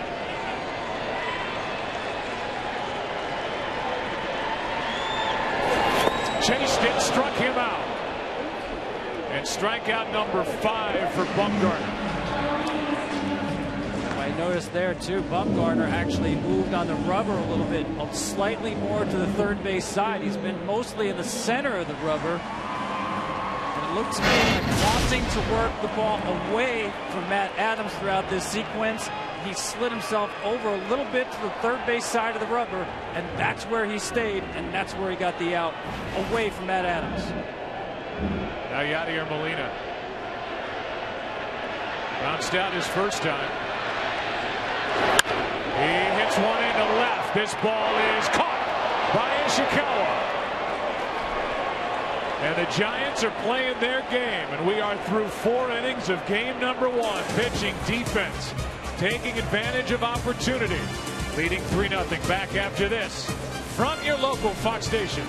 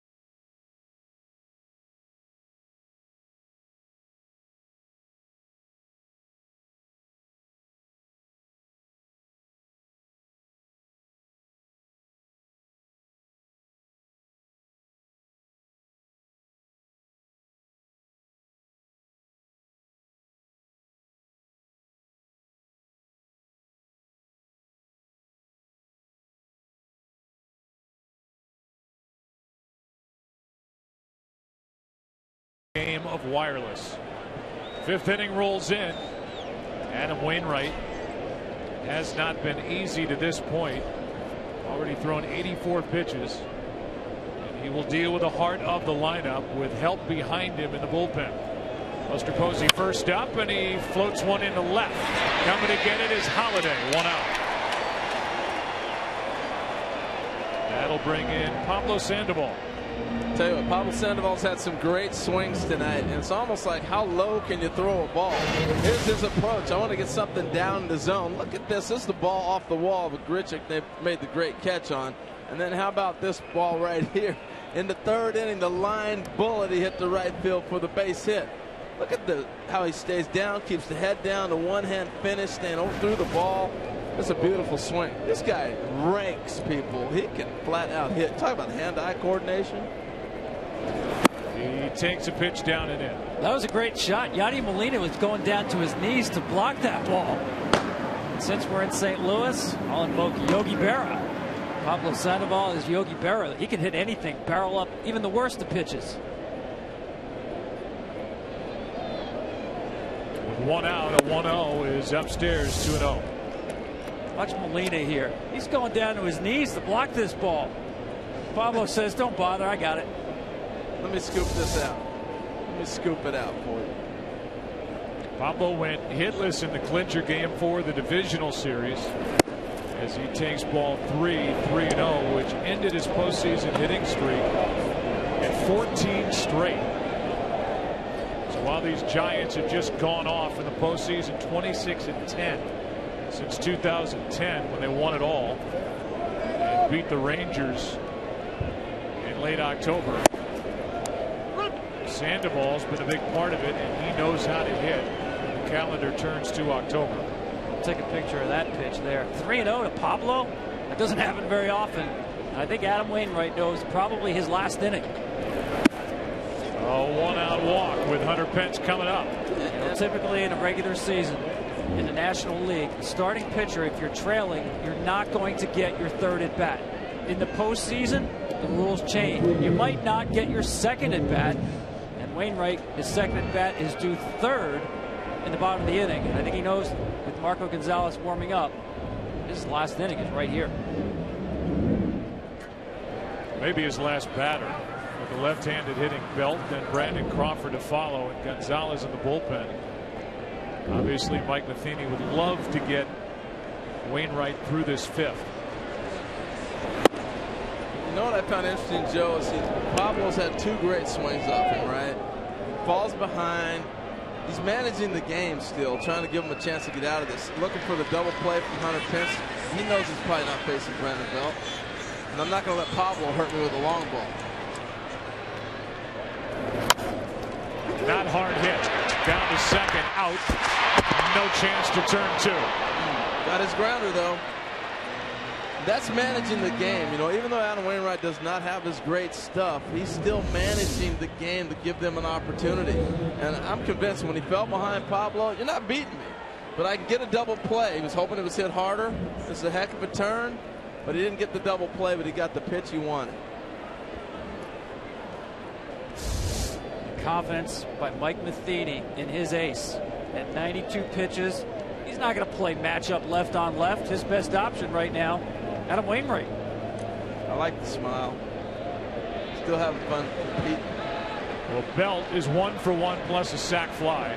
He's had some good swings against Wainwright. And maybe the biggest part of this equation is what you said, Tom. He's due up third in the bottom of this 5th inning.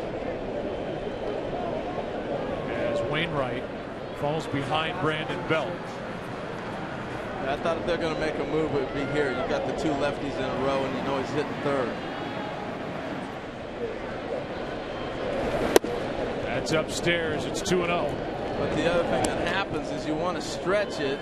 So if Wainwright gets through this, you don't burn another player.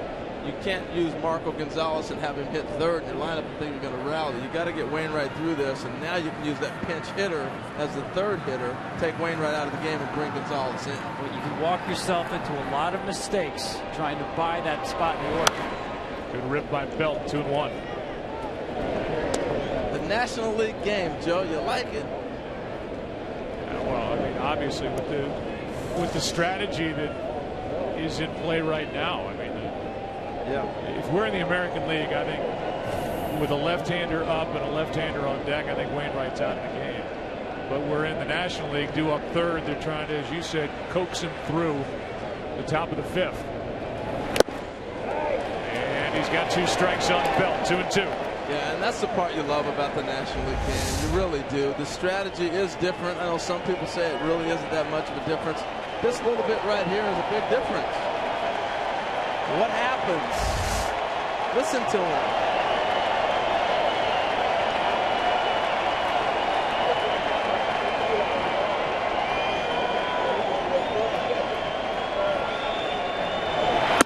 Full count. That means Pence will take off. Danger pitch right here. We've said it all night. Wainwright, difficulty putting hitters away with 2 strikes. Now he has to do it with his 98th pitch.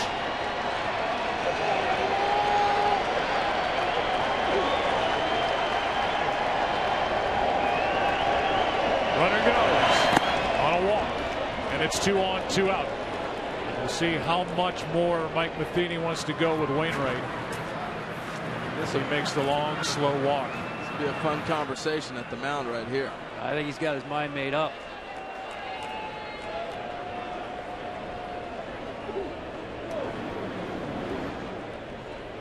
So Wainwright with Crawford coming up.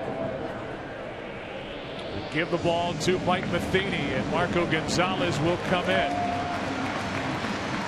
2 walks in the inning, 3 in the game. Wainwright out in the top of the 5th. Giants up 3-0.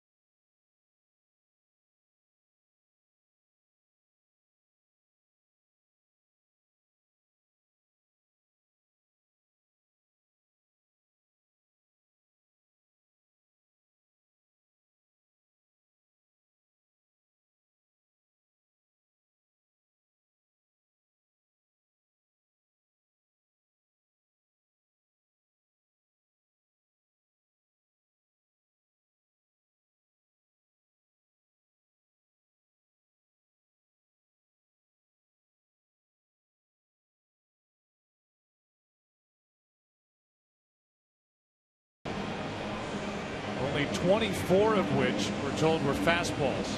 Can't get through the 5th. Leaves with 2 on and gives way to the rookie left-hander Marco Gonzalez, who was the Cardinals' first-round pick last year out of Gonzaga. Gonzalez with 2 wins this postseason. He got the win in Game 1 in the division series. Kershaw getting the start that game. The win in game number 4 with Kershaw getting the start in that game for the Dodgers. Look how young he looks. Baby face. He's got electric stuff though. Good changeup. 2 on, 2 out. Ball 1 outside to Crawford. Joe, I just think when you see Adam Wainwright with more walks than strikeouts and not able to put away hitters. 27 pitches he threw with 2 strikes, got 1 swing and miss. The 1 bunt through by Bumgarner. It's not the same pitcher. Strike 2. Whether that's fatigue, dead arm period, some more elbow issues, only Adam Wainwright knows. That is not his A game. He felt something in the back of his elbow in the middle part of the year. The Cardinals gave him a start off. After that rough August, he came roaring through September and was the pitcher of the month, but he does not look like the same guy. Gonzalez in this role here in the big leagues in the postseason, coming out of the bullpen trying to get a big out with a left-handed batter at the plate. Typically a starter. They took him. He didn't profile as a typical Cardinal pitcher just because he was left-handed. They draft right-handers. Here's a 1-2. You know, I'm watching Brandon Crawford hit off the left-handers, and Barry Bonds worked with him in spring training. You know, they had Barry in spring training. He worked with their left-handed hitters facing left-handed pitchers. It had a major impact, profound effect on him, Brandon Belt, all the left-handed hitters facing left-handed pitchers, giving them a better game plan and a better approach. Results may not be there in the numbers, but they feel more comfortable. Here's a 1-2. 2-2. You can see already, not your typical relief pitcher coming into a game. Really a starting pitcher with starting pitcher stuff. In other words, you have to prepare for 5 different pitches, 2 different breaking balls, 2 different fastballs, and as you said, Joe, the outstanding changeup.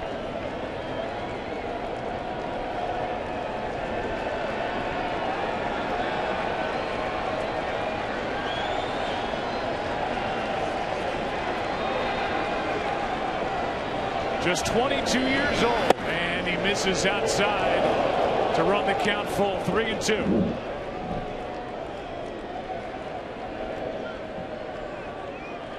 On deck, another left-hander, Ishikawa.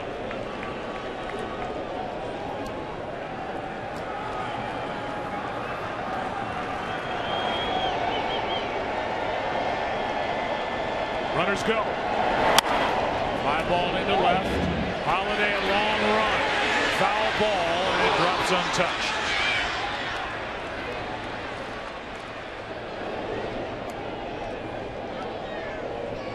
As everybody resets, we'll give you a chance to see where these games can be found. Game 2 tomorrow at 7:30 Eastern on Fox Sports 1.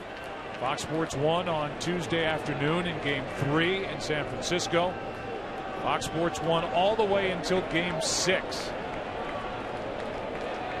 I think the tricky one there is Game 3, 4 o'clock Eastern, 1 o'clock Pacific.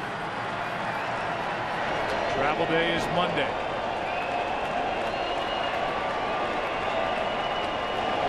Here is another 3-2.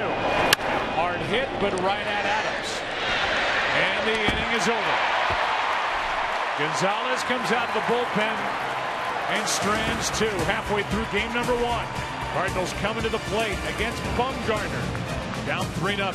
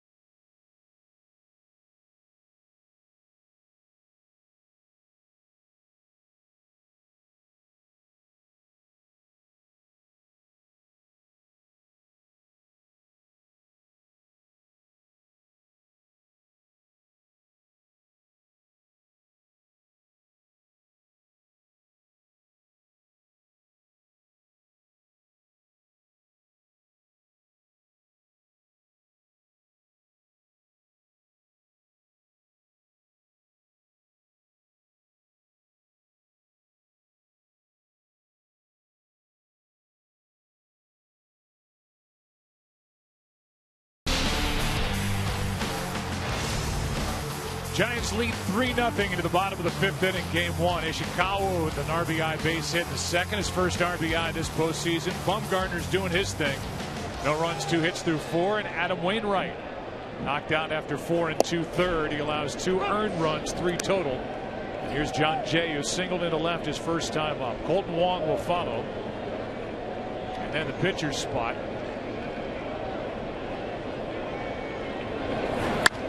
Jay, who singled into left his first time, fouls it left side. Now he's in the hole, 0-2. And Pablo Sandoval playing him in, way in. He's trying to shoot it right by him. He missed his target, fouled it off, but he was shooting by him. Now he's backed up with 2 strikes.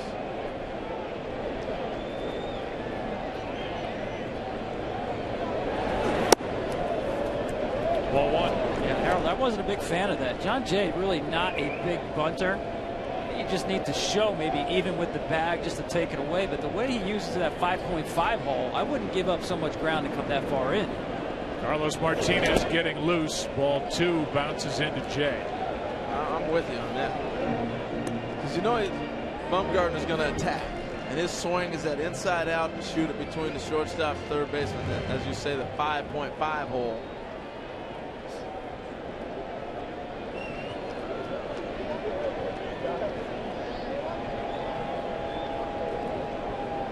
Here is a 2-2. Oh. Jay gets hit by the pitch. On base for the second time, and the Cardinals put their leadoff man on for the second time tonight. See, and this is where they were trying to stretch Wainwright to get to that third hitter, because now you get your leadoff guy on. Your next hitter comes up and your pitcher's sitting on the on-deck circle. And it's tough to sustain a rally and get it going. You see him take this ball right off his. Yeah, he led the league in hit by pitches. He does not give any ground. And I said Bumgarner works the ball to his glove side.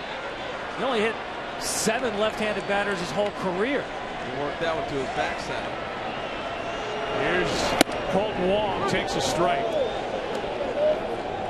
Marco Gonzalez, the Cardinal pitcher, is in the on-deck circle. Do you expect him to hit? Probably not. Not with Carlos Martinez getting loose, but Gonzalez can hit. Yeah, if they hit a double play ball here, you may see him hit. If they got an opportunity to drive in a run, you got to go ahead and get your opportunity to score a run here. Chop to the right side. Bell out at second. No throw to first.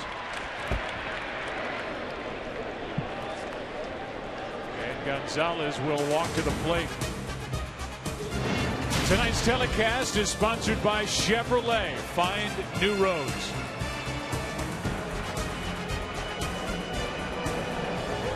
Now, as much as you like the National League game, this is what you don't like. He may go up here and blank. I'm assuming that's what Jose Aquino just talked to him about. And talk about rolling up the third baseman. You'll see Sandoval basically come down his neck right here. Cardinals playing for 1 run right here, down 3. I remember when I was a kid, Pete Rose was doing that. I thought it was the coolest thing ever. I was like, look where he's playing Mickey Rivers. Remember that? All the way in, down his throat. Here's a bunt. Fouled back. You saw the numbers. 3 out of 10 swing of the bat for the rookie Gonzalez.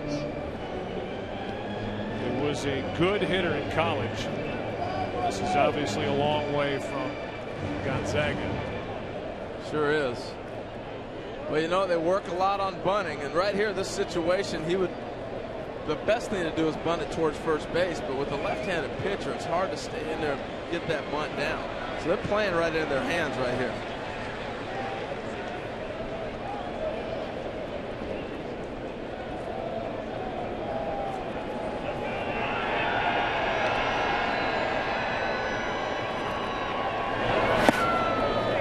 Off the breaking ball that goes down and away. 1 ball, 1 strike. And you notice Wainwright did the same thing. When he got ahead in the count, knew a guy was bunting, he started throwing him breaking pitches.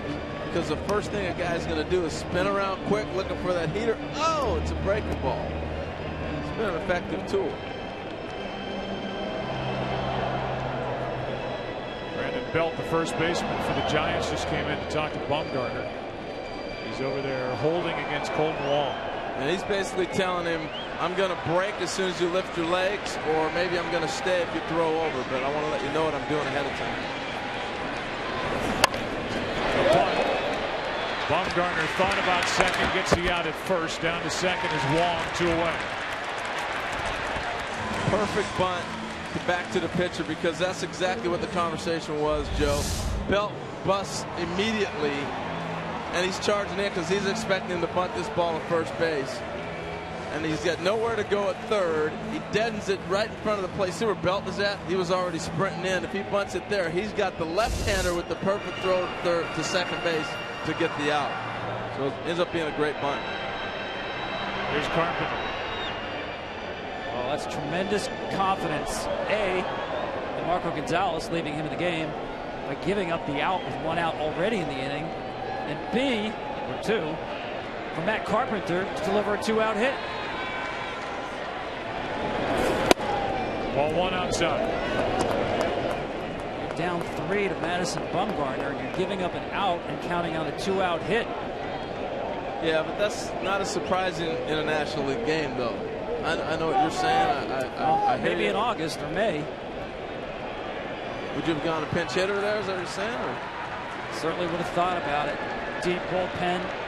Everybody's rested and available. Day off after game 2. Carpenter gets under it, lifts it into right. Coming to get it, Hunter Pence. Hat gone, ball in glove, and the inning is over. A leadoff hit batsman. Bumgarner gets around it, doing his thing on a Saturday in St. Louis. Lead 3-0.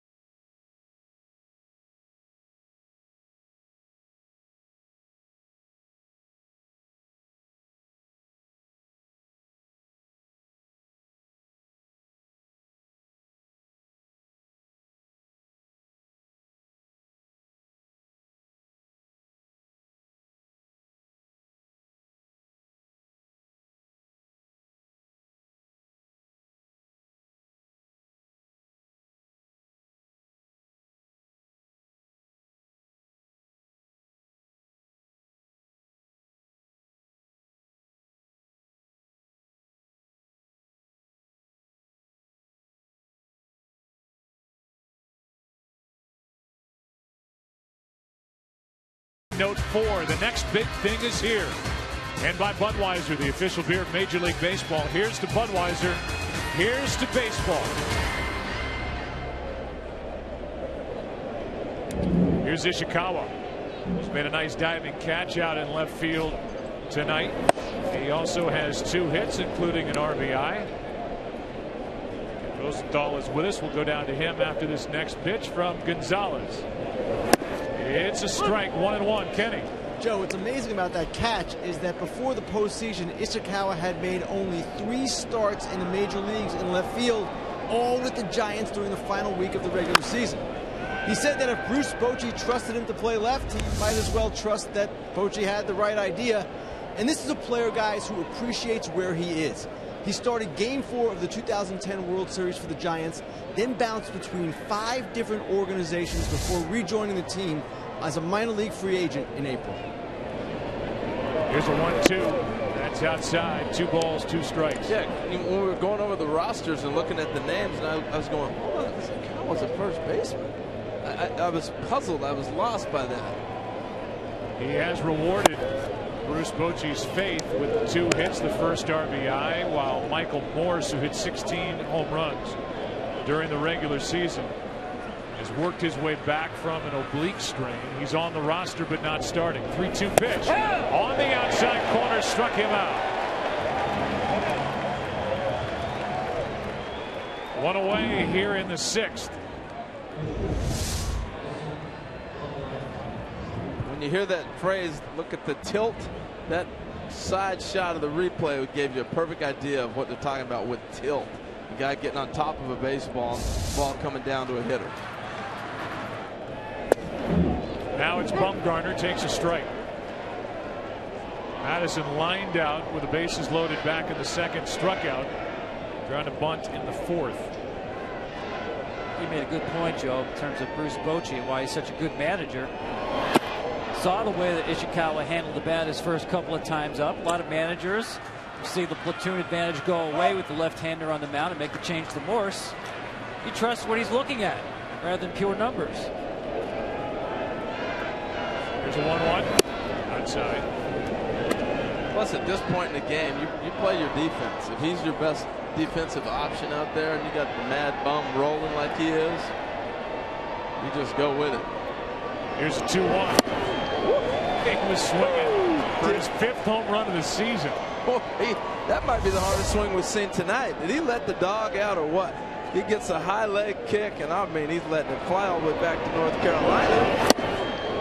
Goodness. Here's a 2-2. Hard hit from the hole. Long throw. Peralta got it. Dug out by Adams on the other end. A good play. 2 down. Yeah, I think that's a case where you don't mind your pitcher getting thrown out here. He's pitching such a good game. He's watching Madison down the line. He took a look himself to see, do I have a chance of beating this thing out? And do I really have to run that hard? Peralta had a measure. Great play by Peralta. That little extra effort knowing you got a pitcher running, you catch it and get rid of it. You saw how he just got rid of it, let it bounce, no problem. That's the old Ozzie Smith one hop across the diamond. He perfected that for the carpet. Sure did. You saw that a few times, huh, when you were a kid? It was an art form. And that perfect true bounce. No short hop. Kind of in between and off that hot turf. Sometimes it would hit and maybe get over to first base even quicker. Pretty cool. 2 out, nobody on. First pitch, a strike. Marco Gonzalez, one of 2 left-handers now for Mike Matheny. They deactivated Sam Freeman, who was active in the division series, to add to their bench with A.J. Pierzynski. Good postseason hitter. Pierzynski's on this Cardinal roster to hit more than he is to catch. Here's the 0-2. 0-1. When you look at Greg Blanco's numbers in the postseason, have not been good, but if you look at the pitching he had to face in the National Series, you may understand why his numbers are so bad. They were loaded with pitching, and he's constantly seeing the best guys. Breaking ball grounded to Adams. The flip for the out. Inning in the 3rd in the book. Scoreless from the rookie left-hander Marco Gonzalez. Bottom of the 6th inning. 2, 3, and 4 hitters coming up. 3-0 Giants.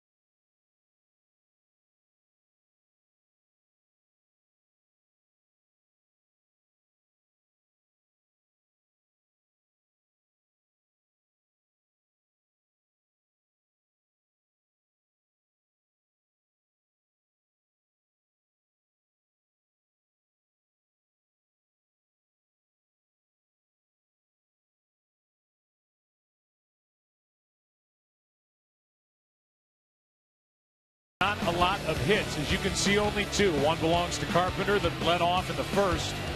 And then a base hit by John Jay with 2 out in the second. That's all.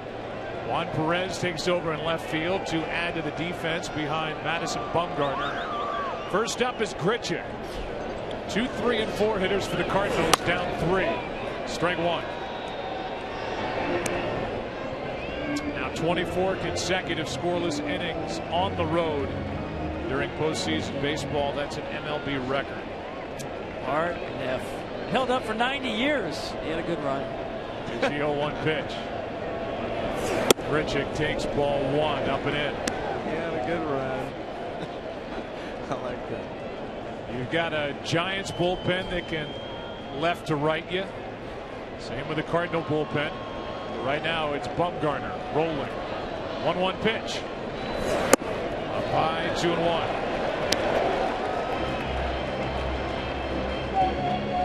It's been economic, 74 pitches. Just overpowering stuff tonight. Been in control the whole time, not really a threat.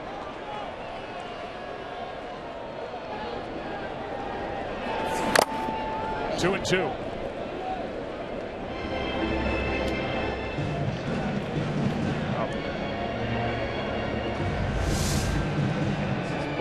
How hard this ball hits Posey's mask.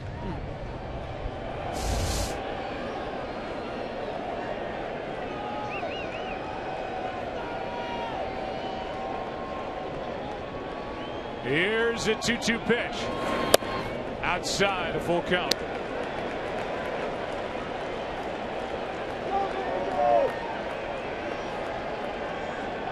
This is where their lineup matches best with Bumgarner. You got the right-handers that got a chance to do some damage. It's a big half inning. Grichuk, Holiday, Peralta. 3-2. Popped up. Foul territory. Buster Posey. 1 away. Well, Harold, you talked about creating angles. Nobody creates angles like Madison Bumgarner because of that slingshot delivery. Here's the center line to the plate. He's going to release the ball about 3 feet towards first base, creating this angle to the plate. And again, it's not something you will see from the starting pitcher, and that ball just runs in on Grichuk. Now, earlier this season, Bumgarner was all the way on the first base side of the rubber, and he was 4 feet outside the center line. And now, as you see with that pitch right there, by getting more towards the center of the rubber, he's able to get the ball to both sides of the plate. Now he deals with Holiday. First pitch of ball. And now another 2-0. Joe, I know you know this, but assuming 60 feet and throwing the ball 3 feet off center, that angle he creates is 3.34 degrees. I know he releases it a little farther than 60 feet, but using that as your base, 60 feet, 3.34 degrees. Here's a 2-0. In the air to center. Holiday got underneath it. Blanco 2 out. MLB fans, join the biggest 7th inning stretch with your best Take Me Out to the Ball game. It might be featured in Game 4 of the World Series. So was that 3.34 feet or was that 4 feet on that? Now, in the interest of full disclosure, I did not do the math, of course. I had my son do the math. My goodness. At least you kept it in the family. Yeah, There's nobody in the Buck family that could have come up with it. I say that with total confidence. He didn't even ask me. He went straight to you. He knew I didn't have the answer. With 2 out, nobody on. Here's Peralta dealing with those angles and degrees and a swinging strike to Johnny, who's 0 for 1 with a walk. 5 strikeouts tonight for Bumgarner, the hit batsman. A couple Stanford grads in the Reynolds family. I don't think they get that. I'm sorry. It's good stuff, Tom.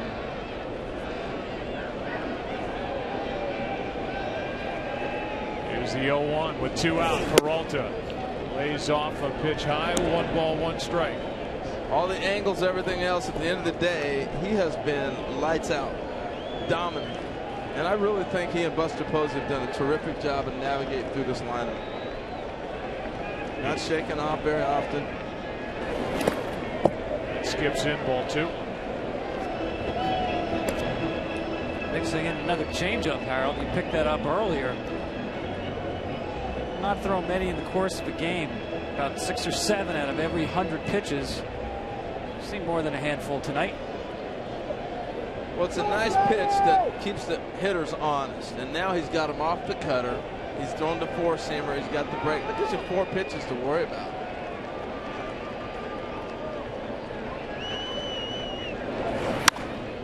In the air to right. Long run for Hunter Pence. He's there. And a 1-2-3 inning for Madison Bumgarner. He and the Giants on top 3-zip after 6. Back after this from your local Fox station.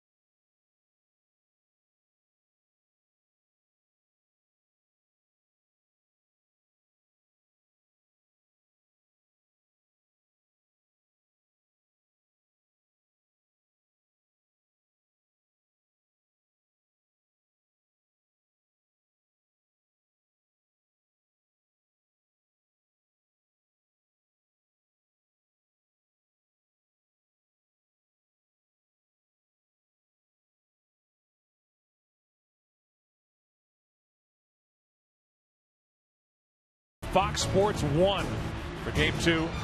The Giants take on the Cardinals. We'll give you the pitching matchup in just a moment.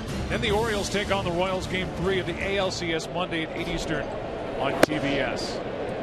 First pitch from Marco Gonzalez to Joe Panik. Rookie against rookie is outside, ball 1. On deck is Buster Posey, and the bullpen is Carlos Martinez. 1 ball, 1 strike. Well, I'm really impressed with Marco Gonzalez. Looks sharp. 1-1. That's in at the knees, strike 2. Good friend John Hart would say that's what they look like.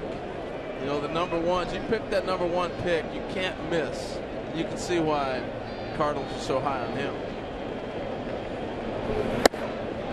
2-2. Yeah, before I went through my bullet points as to why Mike Matheny would allow him to stay in the game and bunt, really should have added, he really doesn't have a lot of thunder on the bench from the right side.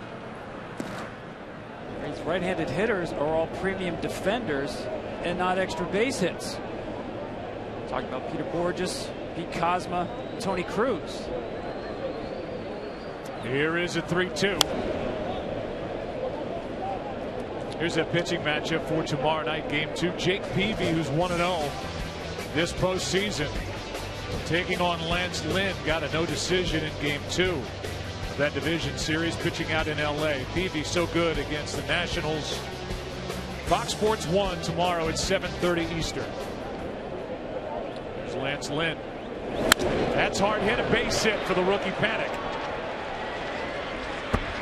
With Posey coming up, we'll see if Gonzalez is coming out. The answer is yes. And we talked about it. Real good 2-strike hitter already in his young career. Watch him, just does not give any ground against the left-hander. Boy, is he impressive. Tail back over the inside of the plate. It was supposed to be on the outside half, and took advantage of it. First hit allowed by Gonzalez, and that's it for the lefty. And now another young guy, a right-hander who can bring it. Martinez takes over here in the 7th.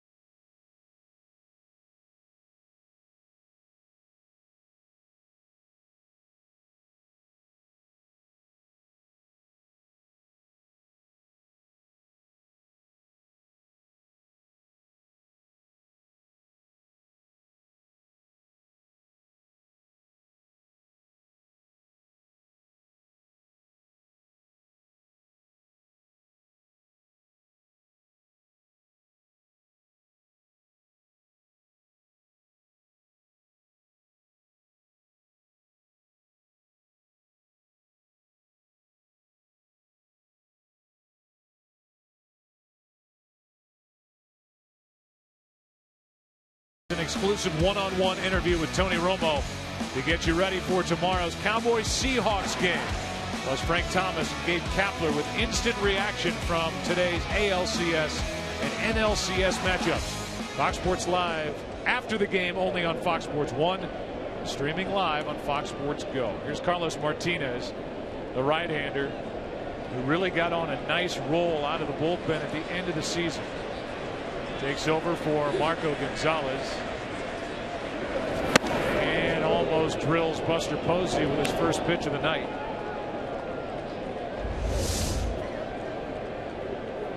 Hello, my name is Carlos Martinez. That's how a ball just gets away. He's on top of the baseball with the fingers, and it just kind of got off to the side and ran in. Posey 1 for 3. Panic on at first with nobody out. Giants already leading 3-0 in the 7th. Here's a 1-0. On the inside corner, strike 1. Switch hitter on deck, Sandoval.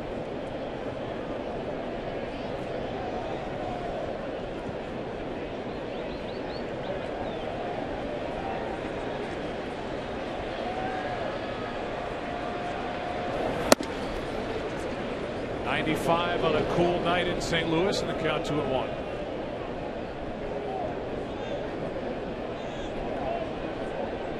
We had a red moon the other night. What color would you call that? Cream. Yellow. There's a 2-1.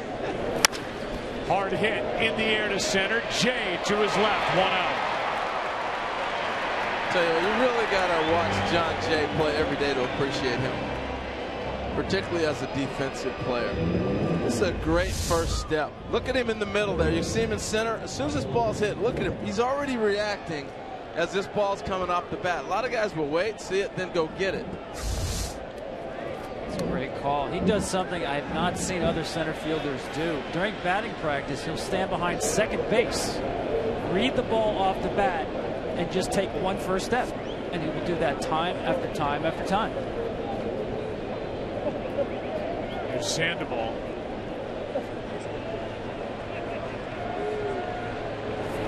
Hard hit, base hit through the right side. Panic will turn, but stop. And it's 2 on with 1 out. And Sandoval has been on base 4 times tonight. Postseason comes around, he is a handful. I mean, you think about the home runs he's had. Joe, you've called a lot of big moments he's had in the World Series and everything else. His concentration level goes to a whole different stage. Well, the Tigers saw plenty of him back in 2012. And he has set up Hunter Pence with 2 on 1 out. Is that when he had the 3-homer game? Yep. In San Francisco. In San Francisco. The game started by Justin Verlander. That is a strike on the outside corner to Pence. You know, one of the great things about doing this is we get to visit with players before the game. We visit with the managers, and we get to visit with players. And we visited with Hunter today. And I don't know about you guys, but man, I was so impressed. It was such a delight to talk to him. Here's the 0-1 off the end of the bat. He is such a rare guy.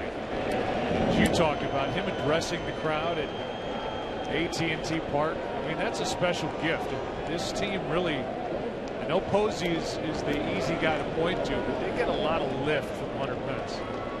Sure do. That speech in San Francisco, any Giant fan who was at that game or watched it, it was amazing. Here's the 0-2. A strikeout on 3 pitches, 2 down. He said sometimes he will take a shot. You know, right here he's looking for a fastball. Ends up being a cutter, and he's just taking a shot, anticipating this ball being where he wants it. It runs off, and oh well, you're gone. But he said sometimes I will take a shot, and this is one of those opportunities. Took a shot, didn't work out. Shot meaning a pitch that he thinks is coming. I'm gonna let it fly. Now Belt had a nice night. He has singled, hit a sac fly, and walked. Ball 1.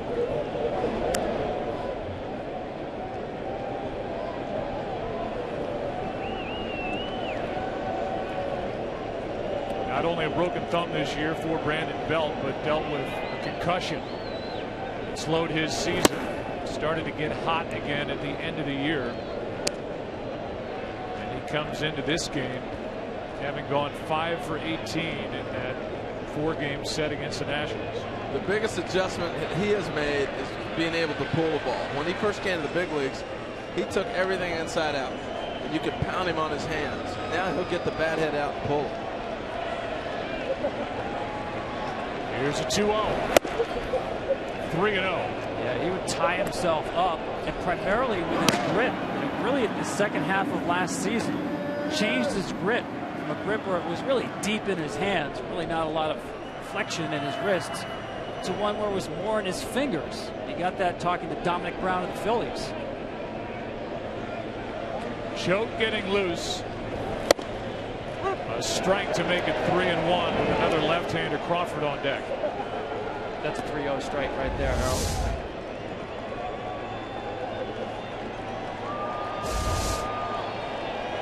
The at-bat continues.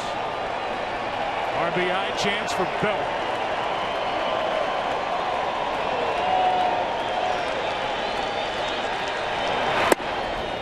That will load him up.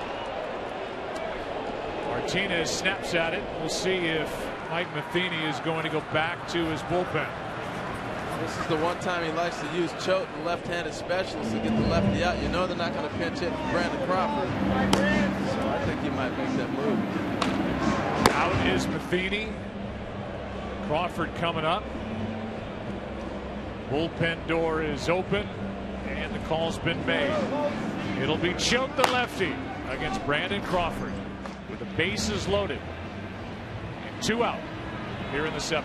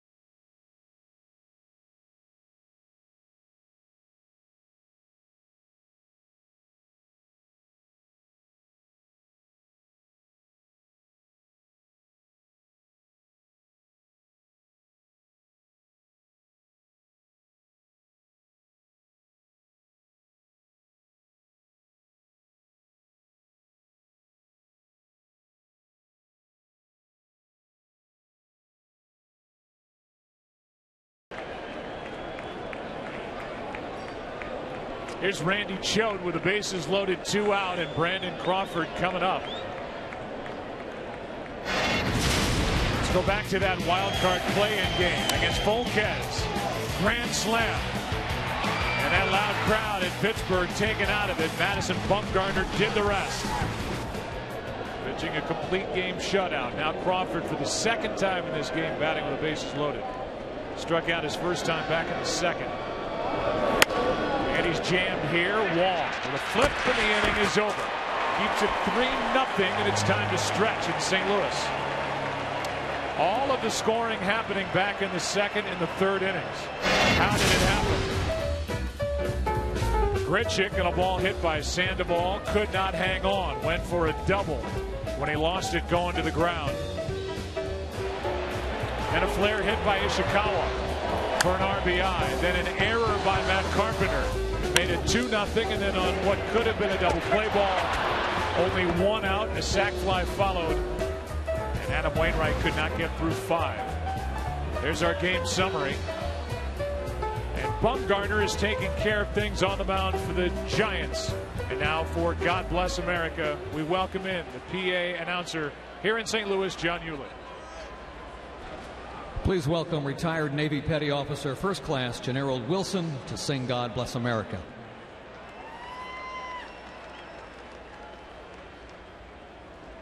God bless America, land that I love. Stand beside her and guide her through the night with the lights from above, from the mountains to the prairies to the oceans white with foam. God bless America, my home, sweet home.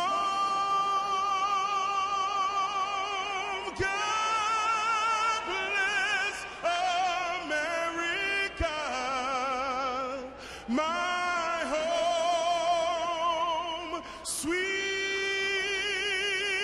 home.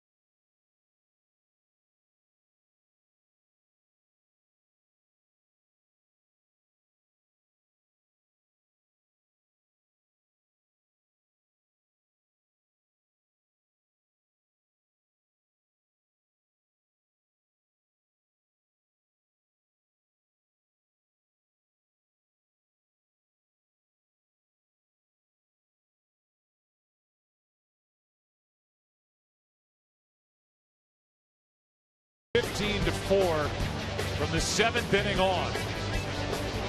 Did not hold the lead once entering the 7th inning in any of the 4 games. It was Colton Wong with a go-ahead 2-run home run in Game 3, and it was the guy who's about to lead it off, Matt Adams, who hit the game-winning home run in the 7th inning against Clayton Kershaw in Game 4. And here is Adams leading it off in the 7th. He has struck out twice. Bumgarner has carved him up. Strike 1. Yeah, he's really had a tough time with him. I think he helped establish kind of Bumgarner's strike zone. He's had the slider working against him. He fell into a nice rhythm against Adams. We'll see Adams attacking the first pitch right there.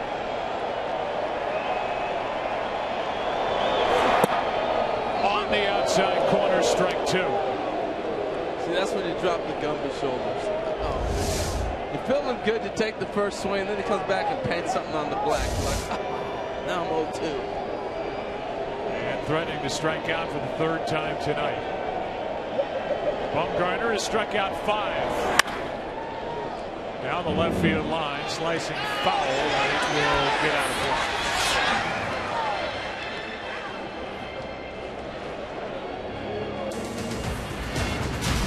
While we work in the bottom of the 7th, the telecast sponsored by DirecTV. If you call yourself a sports fan, you got to get DirecTV, and by T-Mobile. Cool night in St. Louis. Joe, looking at that package we saw, the late inning thunder of the Cardinals, I started thinking about the last 7 runs the Giants have scored in the postseason. Sacrifice fly, bases loaded walk, ground out, wild pitch, bloop single, error, and a sac fly. That's not Thunder. No, that's a Roberta Flack offense. Killing them softly. Whatever way works.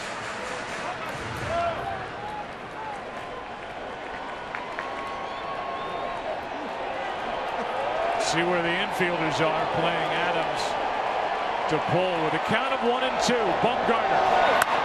Adams reaching for it. Little fly ball into right. Hunter Prince, one away. That's good communication right there, because the second baseman, because of the shift so deep, normally would have no problem at all with Hunter Pence catching that ball. Now you're going into communication problems because he starts off so deep.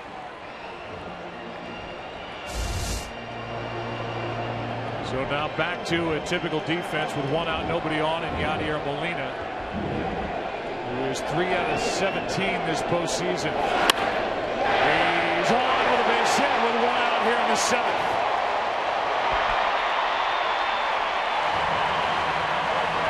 He picks his spots. You know, we've watched him take the first pitch every at bat, and now he comes up in the 7th, third time around, and says, all right, you're going to throw me that fastball, and I'm going to be ready for it.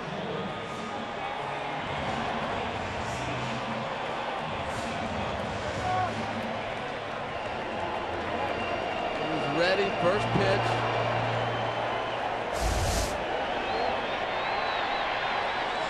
Bullpen is quiet for the Giants as John Jay stands in. Strike 1. And again, we've got Sandoval rolled up way too far at third base. I'm with you. John down 3 runs here. Not a bunt situation, and even if you can honor the bunt a little bit, you can do that from farther back. He's not going to try to bunt if you're even with the base. Well, and as a hitter, it opens up that hole. All you're doing is trying to shoot it right by him. He is not going to react if you hit a ball hard at him. No way. And on top of that, Bumgarner has been working John Jay away all night. Absolutely, and that plays right into the same thing. So you'd think you'd back him up, knowing they're going to pitch him away. He's not going to run at first.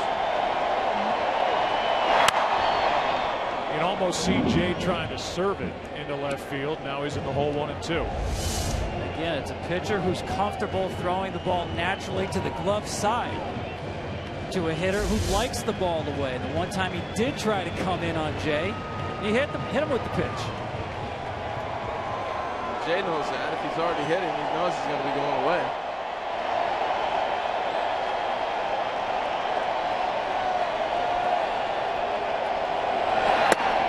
Just outside, 2-2.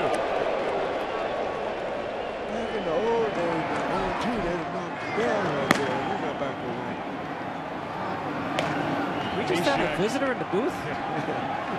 2-2, 1 on, 1 out. Security.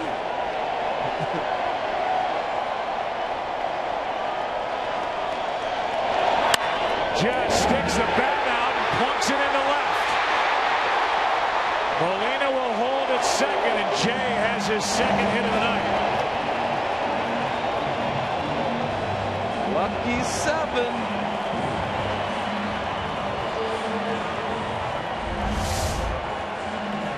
Not the typical inside-out left field stroke we've seen from Jay. Works just as well. Couldn't have thrown it any better.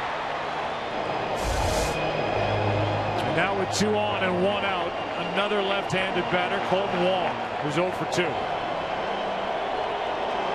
Here comes Dave Righetti, the pitching coach for the Giants in his 15th year in that capacity.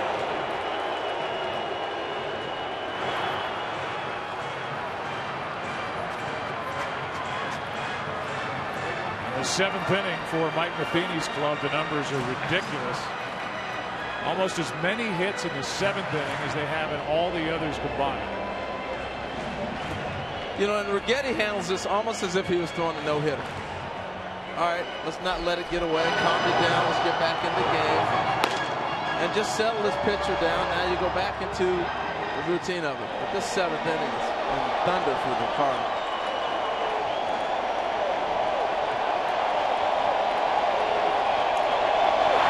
Strike 1 on Wong.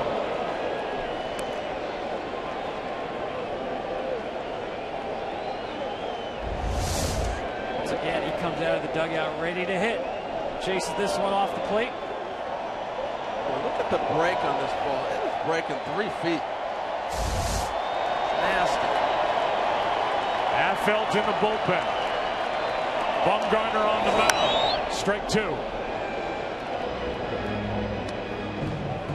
You got to honor the guy throwing 95, 93, and then that ball, as it's releasing his hands, you're thinking it's a strike, and with that much of a cut on it, that is amazing. Good luck trying to hit it.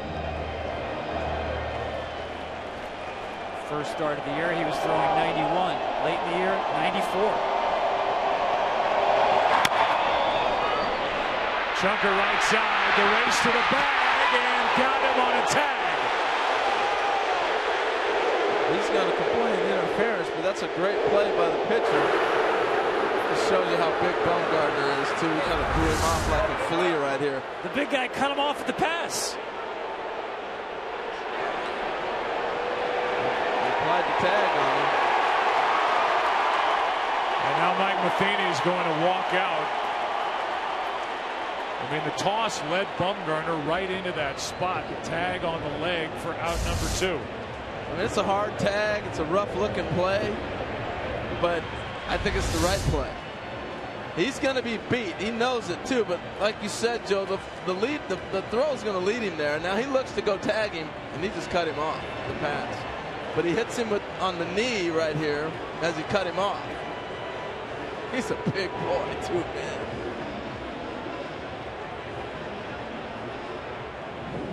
So Mike Matheny is still talking to the first base umpire, Bill Welke. And you can see that Mike Matheny is asking to challenge it. Well, I think he wants the umpires to get together here to see if somebody else had an angle. I think right, they're going to challenge. Yeah. I mean, why not take a shot, right? Yeah, it could be what, impeding his progress and opportunity to hit the bag, so that may be what they're saying. Yeah, I'm with you though, Harold. Looked like that throw just took the fielder into the runner. He's got it right to the ball to catch the throw. We'll see.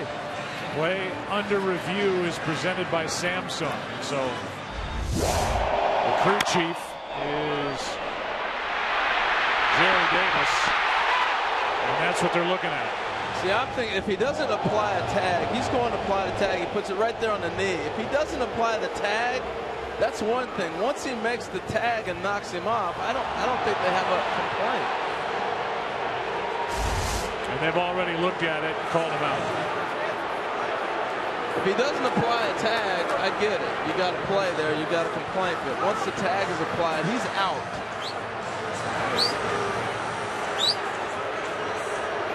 So now with runners at second and third, 2 out, the batter will be Tony Cruz.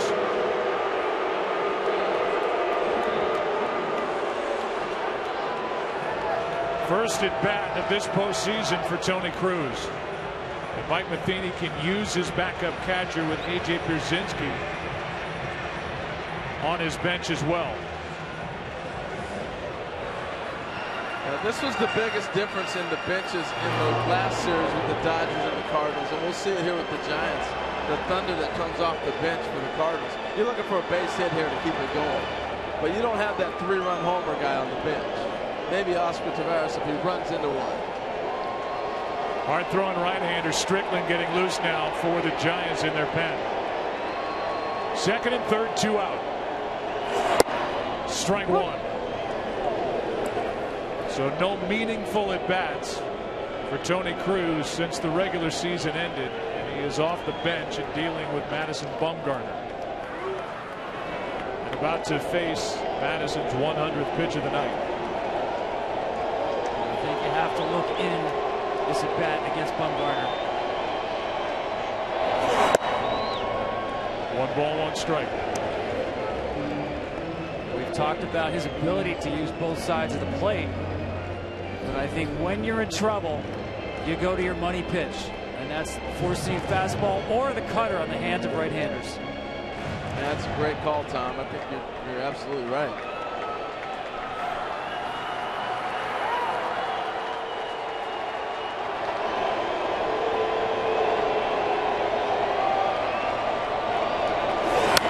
Good swing by Cruz. It's 1-2.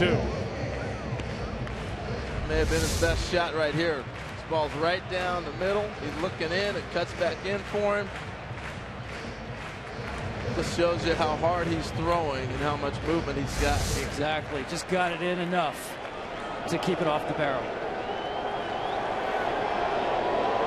Base hit out of the infield would likely make this a one-run game.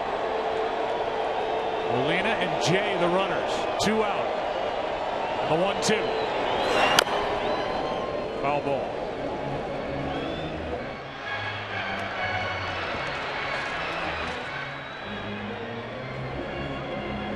Cardinals will need a new pitcher when they take the field in the 8th. Seth Maness is the one getting loose.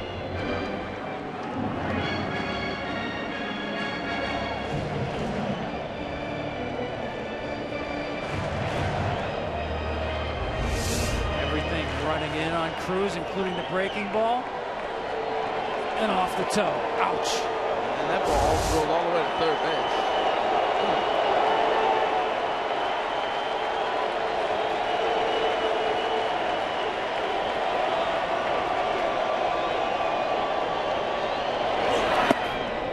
2-2. I think that is just a pitch to show. They want to get him out in. That was just maybe give him another thought. They're going to come back in hard here.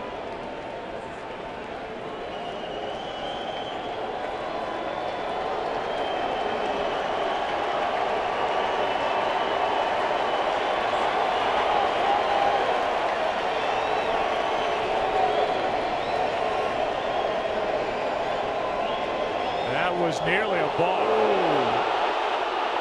Yadier Molina was calling for it, but none of the umpires were. That's a ball. I don't know how he got away with that unless there was timeout called somewhere on the field. Once you start your delivery, you need to continue the delivery. Unless you take that back foot and step off. Yeah, we saw that front foot move first. That's the start of a delivery. So instead of a run on the board, there's no balk call. Still a 3-0 game as Cruz waits for a 2-2.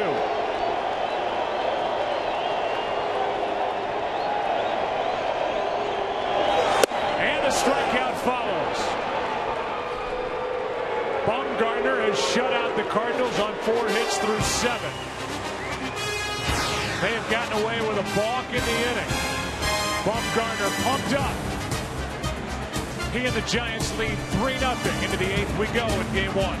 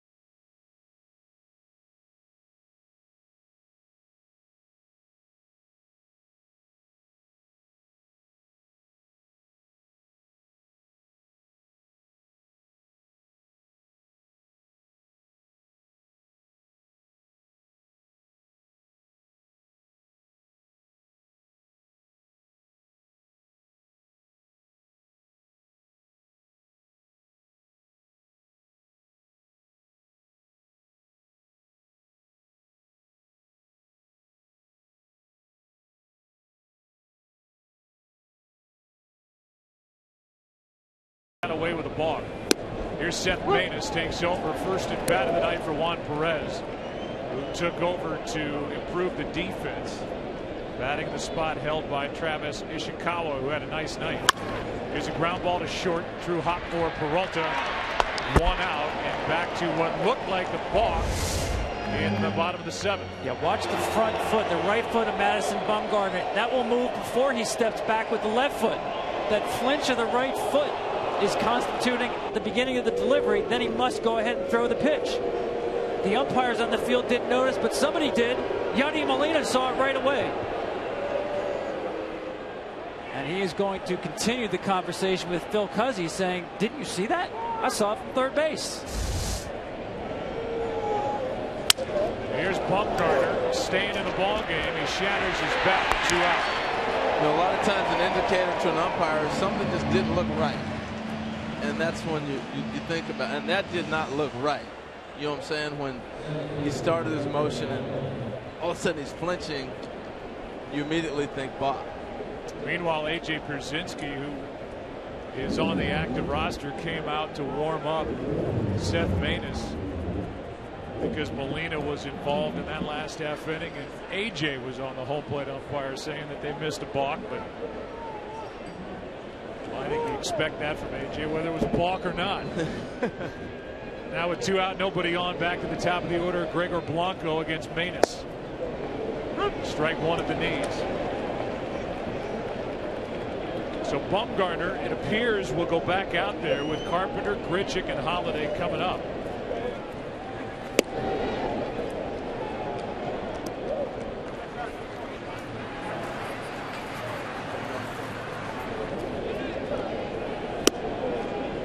That's ball 2, 2-1. It looked to me, Joe, like Bumgarner just kind of rethought the pitch he wanted to throw and wanted to reboot. You know, a lot of times when you have runners on base and you're using combination signs, you think you have what you have, and then all of a sudden another sign goes down and throws off your rhythm. I think that might have been what happened there. Here's a 2-2. To the right side, Adams on 2 bounces to the bag. The Cardinals will have the top of their lineup in the bottom of the 8th inning. Going there, San Francisco on top in game 1, 3-0.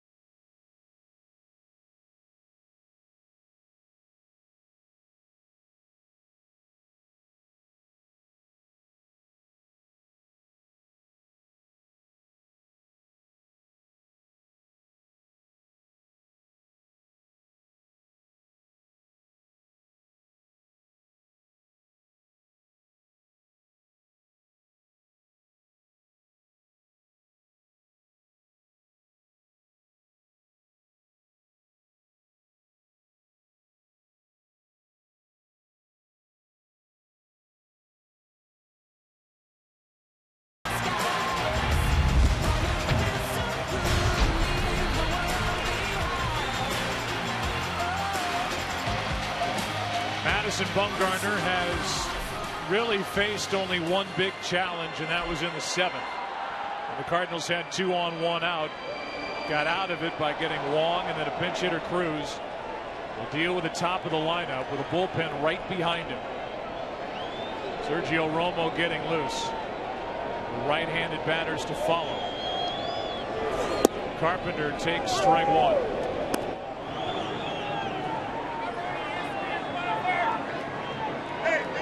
Former closer, now setup reliever Sergio Romo. Switched jobs with Santiago Casilla midway through the season. They switched it the other way last time the Giants won it all back in 2012 when Romo took over as the closer. Now to count 0-2. I think you run it out with Bumgarner as long as you can. Even, obviously they're waiting to see if a man gets on or not. He's got a 3-run lead. He's throwing terrific. The pitch count comes into play, Joe. 106.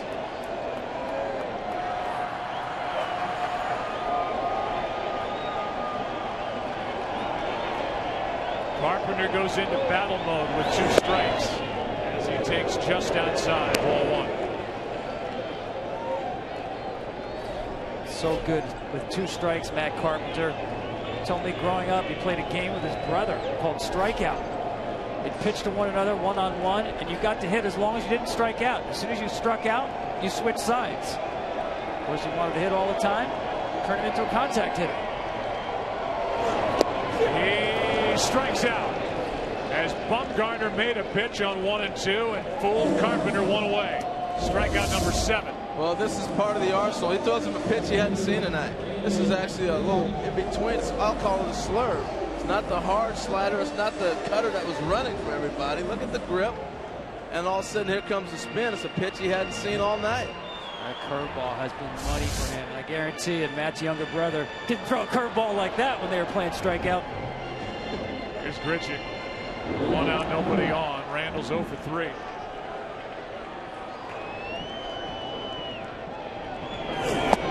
Ball 1 down and in.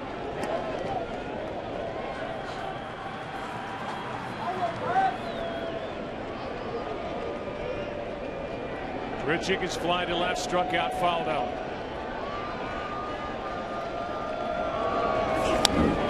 1 ball, 1 strike. A reminder, fans, upload your best Take Me Out to the Ball Game. You might be featured in Game 4 of the World Series. The movement of Madison Bumgarner's pitch is amazing. I know it's great on TV, but here in the ballpark, the movement that these hitters are trying to hit is incredible. 2-1. Curveball away. And then he'll come back with that hard ball in on his hands, either a fastball or a cutter that's going to run for about 6 to 8 inches. And it is hard to pick up.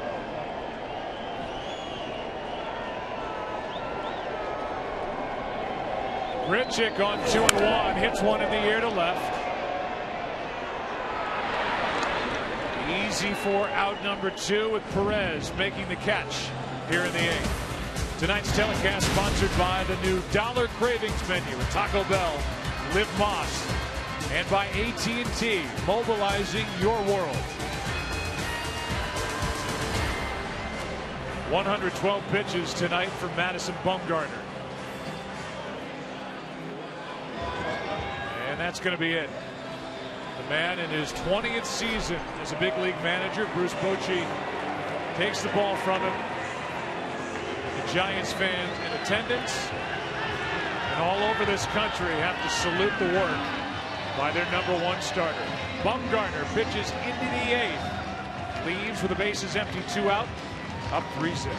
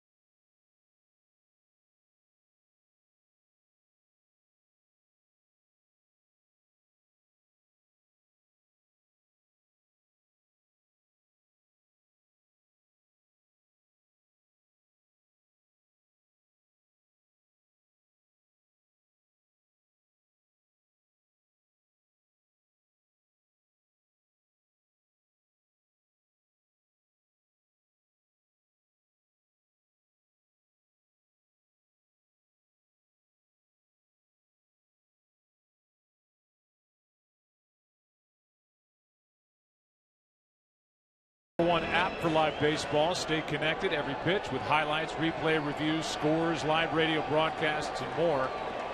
Get the At Bat app for your smartphone or tablet. Here's Sergio Romo. Is taken off since he and Casillas switched roles. 79-mile-an-hour pitch, fouled straight back by Holiday, strike one. And you're going to see a lot of them. Those are the sliders. Romo is going to throw that slider more than anything else. Pitch after pitch after pitch.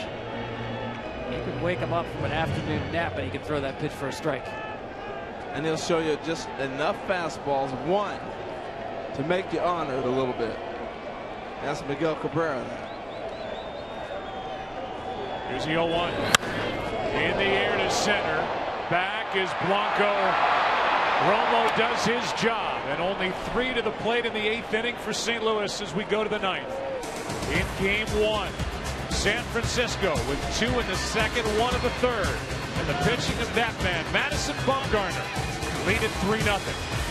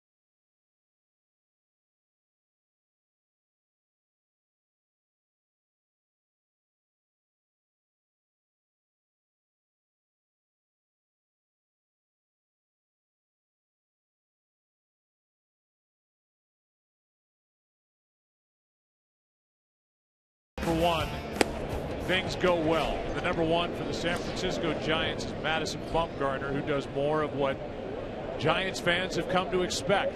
The 25-year-old left-hander, he was outstanding as Panic flies one into left. Holiday is there for out number 1 here in the top of the 9th inning, and there are the numbers.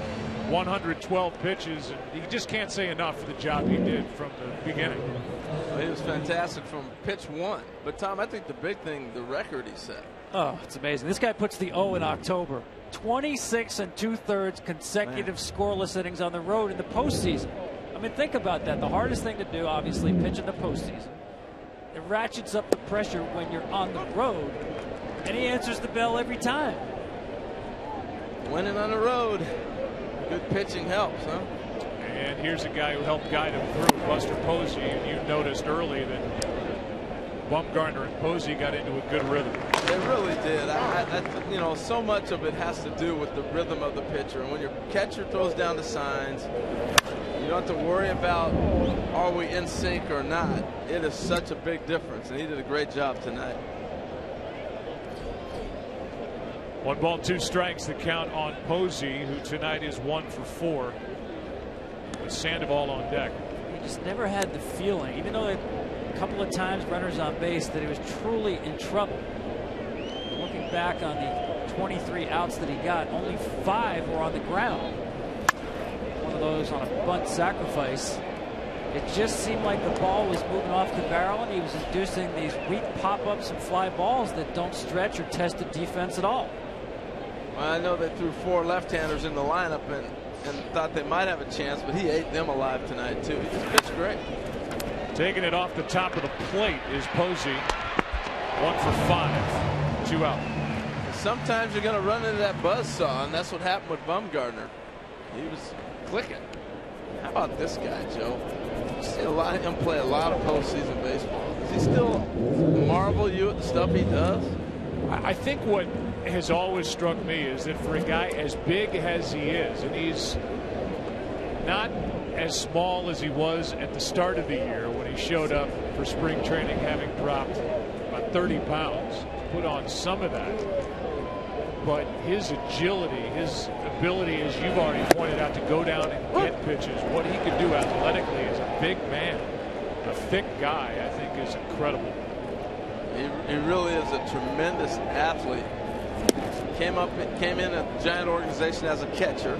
They were able to move him to third base because of his athletic ability. Manus trying to turn in 2 perfect innings, has Sandoval set up at 1 and 2. And he's, I think, shown tremendous plate discipline tonight. I mean, he's known as a guy. I mean, he's going to go up there hacking, love swinging at first pitches. He got himself into good counts tonight by staying off pitches.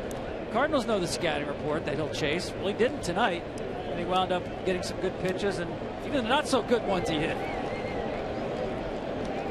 2 out, the base is empty. Sandoval takes one off the top of the plate there. Wong backs up, gets the out. 2 perfect innings by Manus, and the Cardinals in the bottom of the 9th inning will have 4, 5, and 6. Peralta, Adams, Molina trailing here in game 1, 3-0.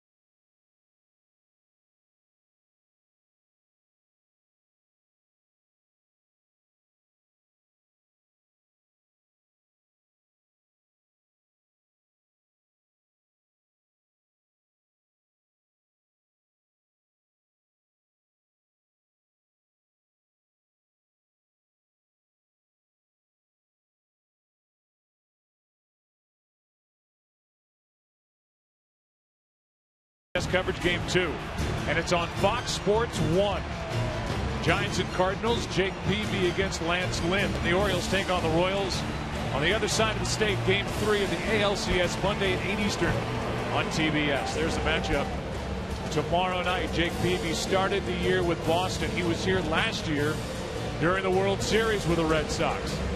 Now he is a San Francisco Giant, pitching great against Lance Lynn, who was very good, got a no decision in his start against the Dodgers in the division series. Now it's Santiago Casilla. Look at the ERA. That's a career best as he takes over here in the 9th inning, up by 3. Peralta first up, then Adams, then Molina. Casilla trying to save it for Bumgarner. He would go to 2-1 this postseason, 5-3 in his career.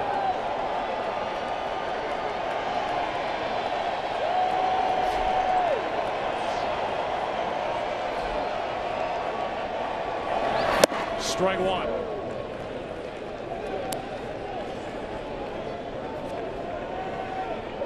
Casilla's a guy that's going to live on the edges. He's going to force you to have to go after bad pitches if you want to swing at him. He'll nibble, be on the corner, though. Right-handers hit only 161 against him this season. That's generally because of the fastball-slider combination. Power stuff from Casilla. Actually showing some more velocity as the season has gone on.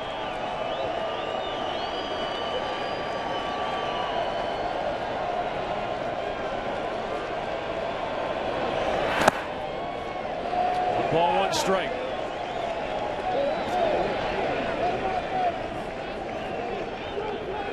Casilla was part of that bullpen for the LCS in 2012 when these two teams met, as was Romo, as was Affeldt, as was Lopez.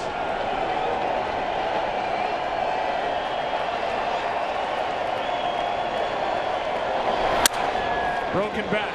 Crawford charging. Got him, 1 away. Nice play. See him gather himself, make the strong throw across the diamond. Feels that a lot of guys throw this on the run. He knew who was running, set himself, threw a strike across the diamond. No need to throw a ball away right now. You're playing for outs. Joe, you know, when I look at Casilla, I just look at the brilliance of Bruce Bochy. Being able to make adjustments along the way, whether his pitching staff, we watch it year in, year out, whether it's Lincecum, this guy, Romo, you name it. Also had to juggle the lineup because of injuries. As Adams, strike 1. And had Hunter Pence up in that leadoff spot with Angel Pagan battling injury in and out all year. Now they've lost him. They lost him the middle part of September. Playing the rookie panic. Filling in now in left field. Even though he has Morse back. There's a big piece of it. Matt Cain, who's out after elbow surgery. They don't miss a beat. Good breaking ball, strike 2. Well, I think the biggest challenge for a major league manager these days is how you run your bullpen. I'm with you, Harold. I'm not sure anybody does it better than Bruce Bochy. 36 postseason games under Bochy, and the bullpen has lost 1 game. In the air to right, Pence into his right. 2 out. If the Giants win this game, it'll be their 7th consecutive postseason road win. And since 2010, a record under Bruce Bochy of 27-10 in the postseason overall. Remarkable.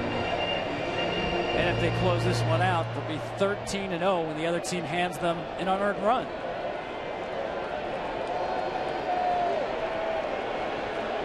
Two out. Molina 1 for 3. That's falling in a hurry down the line. Foul and out of the reach of Brandon Belt. Strike 1.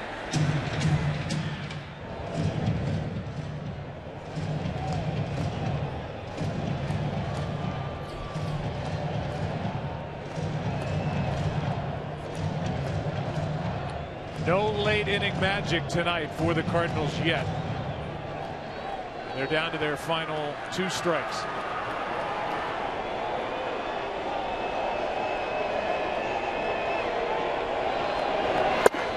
Down to their final strike.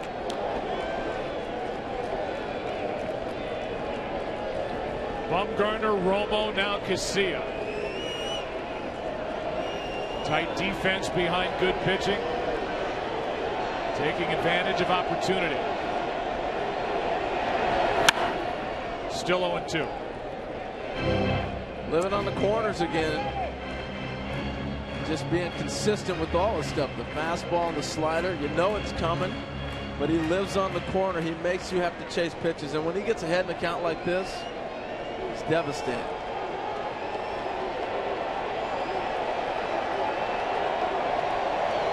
The 0-2.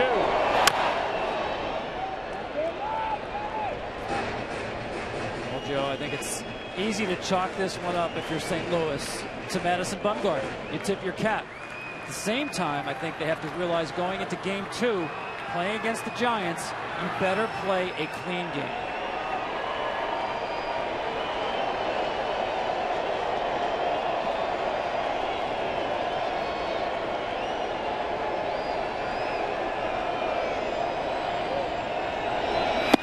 Ball 1.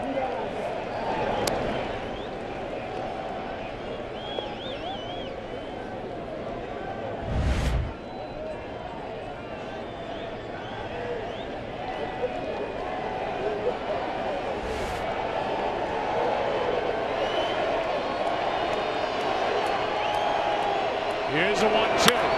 Left side, Sandoval makes the stop. Throw perfect.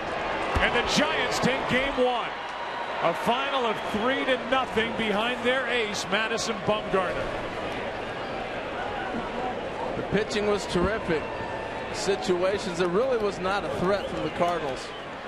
Outside of the inning where they had the balk, other than that, the offense just did not get clicking. You got to credit Bumgarner to the pen that shut this down. Too much Bumgarner, just too good. Love the way he mixed in his breaking ball tonight. How about the pitching for the Giants this postseason? 6 games now. Their ERA is 1.14. And it was Bumgarner tonight with 7 2/3, no runs, 4 hits. A smile from Bruce Bochy. He's already got 2 world championships under his belt.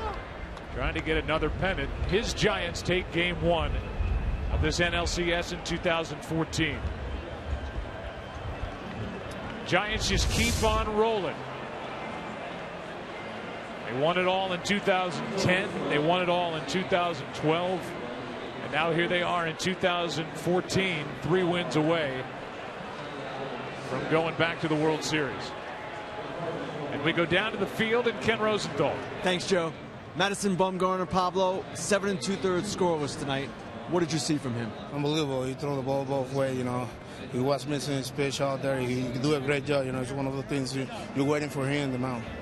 You were on base 4 times. You've got big numbers in the postseason. You've done some really special things. How do you explain how well you're playing in all these different Octobers? Man, you know, I just come down myself. You know, it's one of the things. If I've been doing that like that, being like that during the season, I think I'm going to be a great hitter. So I just try to do the best that I can out there. You know, try to get on base to get the momentum going. So that's what I do. Pablo, there were a lot of questions coming into the game about Adam Wainwright and his elbow. What did you see from him?